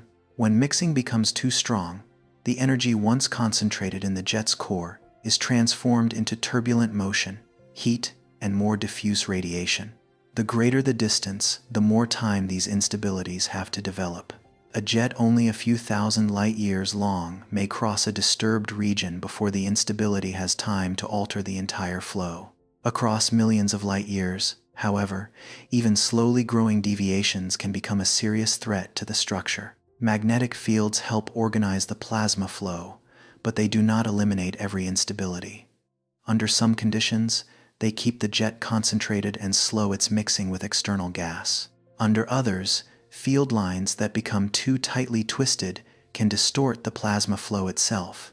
Magnetic fields are therefore both part of the solution and part of the problem that still needs to be explained. The electrons within the jets and lobes also place a limit on what we are able to observe. As they move through magnetic fields, they emit radiation and lose energy. The most energetic electrons weaken more quickly, causing higher frequency emission to fade first. Over time, the structure remains visible only at lower frequencies, until eventually it falls below the sensitivity limits of our instruments. In very distant systems, electrons also lose energy through interactions with the universe's background radiation field.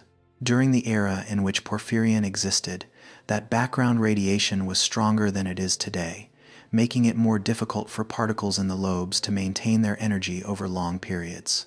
A system may still contain plasma and magnetic fields even after most of its easily recognizable radio signature has disappeared.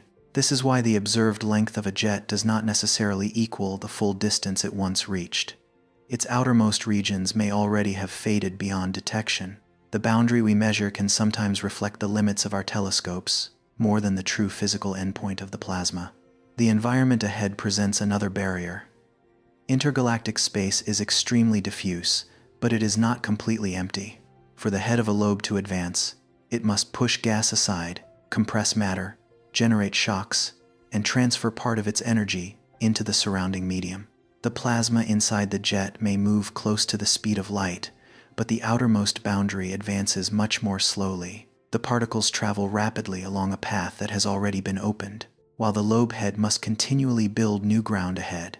For this reason, we cannot simply divide the system's length by the speed of light to determine its true age.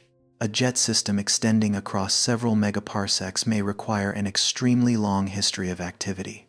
During that time, the power of the source changes, the environment changes, and the lobes continue to expand. The gas ahead may become more diffuse or denser, so the rate of growth does not remain constant from beginning to end. As a jet leaves its host galaxy, it may encounter increasingly thin surroundings and advance more quickly. But if it enters a denser region of gas or another part of a cosmic filament, the lobe head will slow down. More energy becomes concentrated within a smaller region, making the lobe brighter but making further growth more difficult. This helps explain why an extremely powerful jet does not necessarily become the longest system. If the source lies deep within a dense environment, much of its energy may be deposited close to the galaxy. The jet can create powerful shocks, bright lobes, and hot gas without ever reaching an extreme distance. By contrast, a moderately powerful source operating for a long time in a low-density environment may travel much farther. It does not have to continuously push through large amounts of gas, while the cocoon created by earlier plasma outflows allows later material to move through a corridor that has already been heated and thinned. This difference shows why there is no single maximum length that can be applied to every black hole jet. Each galaxy has a different fuel supply, a black hole with its own mass and spin, a distinct magnetic structure, and an environment unlike that of any other system. One jet may fail early because its engine is weak, while another fails because its axis changes direction. Some systems are confined near their galaxies by dense gas, while others travel farther but become too faint to observe. These different paths toward an ending mean that the limit of a jet is not a fixed number, but rather a range determined by many factors acting together. Instead of asking only how long a jet can become, a more useful question is, what conditions allow it to reach each particular distance? Power determines how much momentum is supplied. The duration of activity determines whether the plasma flow is sustained long enough. Magnetic fields influence collimation. The environment determines the resistance, while the stability of the axis decides whether energy continues feeding the same system or becomes scattered in different directions. Only when several factors remain favorable at the same time can a jet reach the rarest part of the population. It must be powerful enough to carve a path, narrow enough to avoid dispersing too early, persistent enough to operate for a very long time, and stable enough for successive plasma flows to keep reaching the same distant regions. Porphyrion may be the result of such a combination. Its host galaxy supplied a powerful active nucleus. The two jets appear to have found a path leading away from a cosmic filament into a more diffuse environment. The overall axis remained stable enough, while the plasma flow continued carrying energy across distances once thought extraordinarily difficult to reach. But even Porphyrion does not prove that these favorable conditions can continue indefinitely. If the source remains active, the lobe heads must still move into fresh gas. As the lobes expand farther, their brightness continues to decline. Instabilities gain more time to grow, while electrons continue losing energy. There may be a practical limit where the probability of maintaining every favorable condition becomes extremely small. That limit does not necessarily have to be an absolute physical boundary. It may simply be the point beyond which most systems have already lost their fuel, changed direction, broken apart, or faded before they can travel farther. If a system longer than Porphyrion is discovered, that would not mean previous models were completely wrong. It would show that the rare tail of the distribution extends farther than expected. Scientists would then need to determine whether the new system was more powerful, lived longer, occupied a thinner environment, or simply happened to be observed at a more favorable angle. It is also possible that systems longer than Porphyrion are already hidden in existing data. One lobe may be clearly visible while the opposite lobe disappears into the noise. The core may not yet have been connected to the outermost regions. The host galaxy may lack a distance measurement, preventing a large structure on the sky from being converted into its true physical length. Some systems may also be concealed by projection. If the axis is tilted toward Earth, the apparent length becomes compressed. A jet that would look extremely long from the side can appear much shorter when viewed nearly along its axis.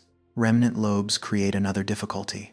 Once the central engine has shut down, the core and inner jets fade, causing the connection with the host galaxy to nearly disappear. Two ancient plasma regions may remain visible on the sky, without any sufficiently clear bridge between them to reveal that they once formed a single system. Finding the true limit will therefore depend on the next generation of telescopes. New instruments will need not only to look farther, but also to remain sensitive to structures that are broad, faint, and old. A system larger than Porphyrion may not be brighter. It may appear only as an extremely weak layer of emission spread across a large region of the sky. LOFAR will continue to play an important role because of its ability to observe at low frequencies. Plasma regions that have lost most of their highest energy electrons can still leave detectable signals in this range. LOFAR's wide maps help reveal lobes separated by enormous distances while adding new members to the growing population of giant radio galaxies. Meerkat in South Africa and ASCAP in Australia extend these capabilities with different strengths in sensitivity, sky coverage, and imaging. They can help investigate candidates in regions of the sky that LOFAR does not fully cover, while also revealing finer structures within jets and lobes. When data from several instruments are combined, a faint region of emission can be tested across multiple frequencies. If it appears consistently and shows properties expected from aged plasma, the likelihood that it is a real lobe increases. If it appears in only one map, it may instead be noise or an artifact introduced during data processing. The square kilometer array will push these possibilities even further. With greater sensitivity and broader observing capabilities, it is expected to detect many weak structures that current surveys cannot see, while producing data detailed enough to study the morphology, spectra, and polarization of jets at very great distances. The value of new instruments lies not only in finding a longer record holder. A more complete observational sample will allow astronomers to determine how rare the largest systems truly are. If their numbers rise rapidly as sensitivity improves, then the present limit has been shaped mainly by detectability. If very few systems still extend beyond several megaparsecs, that would suggest nature itself imposes strong barriers. Deeper surveys will also help reveal systems that have already shut down. Remnant lobes no longer contain bright hotspots or obvious jets, preserving only diffuse radio emission. These objects may reveal how long a system survives after the engine turns off, and how many black holes produced jets in the past, compared with the number that are active today. Radio polarization will provide another layer of information. Radio waves emitted by electrons can carry a preferred direction of oscillation. As they travel through plasma containing magnetic fields, that polarization direction is altered. The amount of change depends on the magnetic field strength, electron density, and the length of the path the signal has traveled. By measuring these changes, astronomers can study regions that are almost completely invisible. Intergalactic gas may be too diffuse to observe directly, yet it still leaves a signature on radiation passing through it. The jets and lobes of radio galaxies therefore serve both as objects of study and as background sources that help probe the environment in front of them. These measurements can reveal how magnetic fields are arranged within the lobes, where plasma has mixed with external gas, and how far traces of magnetization extend beyond the clearly visible radio boundaries. They can also help test the idea that black hole jets contribute to transporting magnetic fields into the low-density regions of the cosmic web. Better data, however, will make the identification problem even larger. Future surveys may produce catalogs containing far more sources than any research team could inspect manually. A giant radio galaxy can still be divided into many separate components, while unrelated sources overlap within the same field of view. Machine learning will need to identify relationships among cores, jets, hotspots, and lobes. It must learn to handle systems that are asymmetric, curved, interrupted, or clearly visible on only one side. An algorithm that searches only for two similar lobes symmetrically placed around a galaxy will miss many real structures.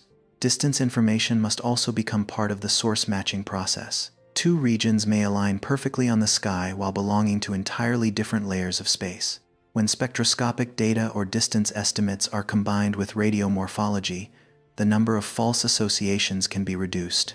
Humans still play an important role in checking unusual systems. An algorithm can rank thousands of candidates, but confirming a record-breaking system requires careful evaluation of every region of emission, every possible central source, and every chance alignment. A new record cannot rest on an automated result alone without multi-wavelength verification. Citizen science can also continue to contribute. Volunteers do not need to calculate distances or build physical models themselves. Their role is to recognize unusual shapes, mark regions that may be connected, and help narrow the list for more detailed investigation by researchers. This partnership between humans and computers is especially well suited to the radio sky. Computers do not tire when processing millions of sources, while humans remain sensitive to shapes and relationships that may never have been explicitly programmed. A system larger than Porphyrion may eventually be found when these two strengths work together. But even if a longer system is discovered, Porphyrion will not become less important. The scientific value of an object does not depend only on its position in a ranking. A record may attract attention, but the questions it raises are what endure. Alcyonius once marked a remarkable boundary before Porphyrion. When Porphyrion was confirmed, Alcyonius did not lose its significance. It remained a system with its own host galaxy, environment, and developmental history, providing an essential point of comparison for understanding how jets can reach scales of several megaparsecs. Porphyrion will continue to play the same role if something longer is found. It has demonstrated that a black hole can produce plasma flows that remain connected across nearly 7 megaparsecs. It has shown that this can happen when the universe was younger, when the average density was higher, and when electrons in the lobes were losing energy more rapidly. That discovery forces models to expand their range. A theory of black hole jets cannot explain only short, bright systems close to their host galaxies. It must also explain how energy can be transported across several megaparsecs, how the plasma flow resists mixing with its surroundings, and how the source can remain active long enough to continue feeding distant lobes. Porphyrion also broadens the question of black hole feedback. If jets can grow to scales comparable to components of the cosmic web, their influence no longer stops at regulating gas inside the host galaxy. Energy, particles, and magnetic fields can be carried deep into the intergalactic environment. This does not prove that Porphyrion transformed an entire cosmic void or created all the magnetic fields that exist there. But it does prove that transport across such enormous distances is physically possible.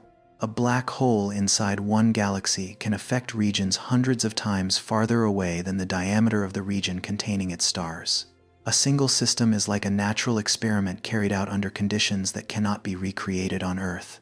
Alcyonius is one experiment in one environment. Porphyrion is another, belonging to a different era of cosmic history. Smaller, more curved, or inactive systems test other parts of the same problem.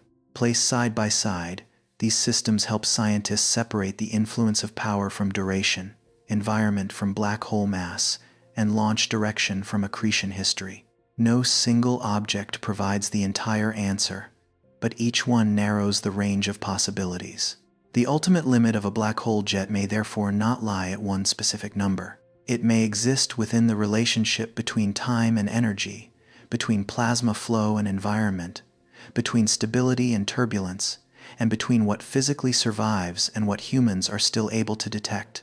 One jet may stop growing because its engine shuts down. Another may continue but become too faint to see. One system may bend away from its original axis, while another dissolves into broad lobes until no clear central flow remains. Each ending leaves a different trace across the radio sky. At the time Porphyrion was announced, it stood near the farthest boundary humanity had confirmed. But that boundary is not a wall imposed by nature. It is simply the point where our present data, instruments, and understanding currently come to an end. Beyond it may lie longer systems hidden within the noise, ancient lobes that have lost nearly all of their radio brightness, or jets pointed partly toward Earth and therefore shortened by projection. Or Porphyrion may already lie very close to a scale that only a tiny fraction of systems in the universe can ever reach. Only deeper maps and a larger population will allow us to distinguish between these possibilities. Until then, Porphyrion remains a milestone, not because it provides the final answer, but because it has made the question of jet limits much larger than it was before. At the center of the story is still an extremely small region around a black hole. Matter flows inward, magnetic fields are twisted, and part of the available energy is directed outward. From there, two streams of plasma cross the galaxy, carve paths into intergalactic space, create hotspots, inflate lobes, and carry their influence to distances that nearly escape human intuition. Wherever those jets ultimately end, Porphyrion has shown that the reach of a black hole cannot be measured by the size of its event horizon or by the diameter of the galaxy that contains it. A very small source can leave a mark on the scale of the cosmic web as long as its energy is focused effectively and sustained for long enough. Even if Porphyrion one day gives up its record to an even longer system, what it has demonstrated will remain unchanged. The universe can create pathways of plasma stretching tens of millions of light-years, beginning in the darkness around a black hole and ending within some of the most diffuse gas between galaxies. The ultimate limit of those pathways is still unknown. But thanks to Porphyrion, we now understand that it lies far beyond where we once thought it did. After a journey across distances that stretch beyond intuition, our view slowly begins to narrow again. From the cosmic web, from its filaments of matter, and the two vast radio lobes extending between galaxies, we return to Earth, to a quiet room resting beneath the night sky. The stillness around us does not mean the universe has stopped moving. This planet continues to rotate beneath our feet, even though no one can feel its speed. The moon continues along its orbit, while the entire solar system moves around the center of the Milky Way. Farther still, our galaxy travels within a larger group of galaxies, and on cosmic scales, distances continue to change as space itself expands. Amid all of this motion, ancient signals are still crossing the sky. They make no sound, nor do they appear as bands of light that human eyes can recognize. They are simply faint electromagnetic waves that traveled through billions of years of space before reaching antennas on a small planet. Their origin lies in a very distant era. At the center of Porphyrion's host galaxy, gas and dust once moved gradually toward a supermassive black hole. Instead of immediately disappearing into darkness, that material spiraled around, heated up, and released energy in an environment dominated by extreme gravity and powerful magnetic fields. It was there, in a region that cannot be observed directly, that two streams of plasma began to form. From a region vastly smaller than the host galaxy, energy was directed outward in two opposite directions. The plasma flowed through the gas surrounding the galactic center, passed beyond the region containing most of the stars, and continued into intergalactic space. Every stage of that growth changed the system. The jets transferred momentum to the gas ahead, shocks accelerated particles, and plasma accumulated in distant regions, expanding into enormous radio lobes.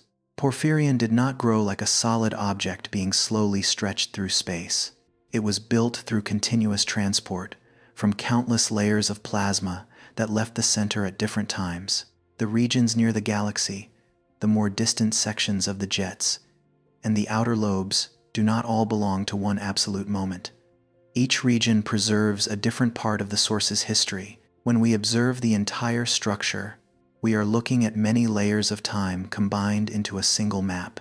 Signals from nearer regions complete their journeys sooner, while radiation from farther sections must travel additional distances. What appears to be a still image is actually a record assembled from different moments in the life of the same system. And what we see in the data is not Porphyrion as it exists today. During the billions of years that its radio waves have traveled toward Earth, the host galaxy has certainly continued to change. The gas supply around the black hole may have declined, the launch axis may have shifted, and the lobes may have mixed more deeply into the surrounding environment. What we observe is an ancient chapter carried to us by radiation, not a direct window into the distant present. Even so, distance does not prevent us from understanding the story. No spacecraft has to travel the entire length of the jet system, and no instrument needs to be placed beside its hotspots to confirm that the structure exists.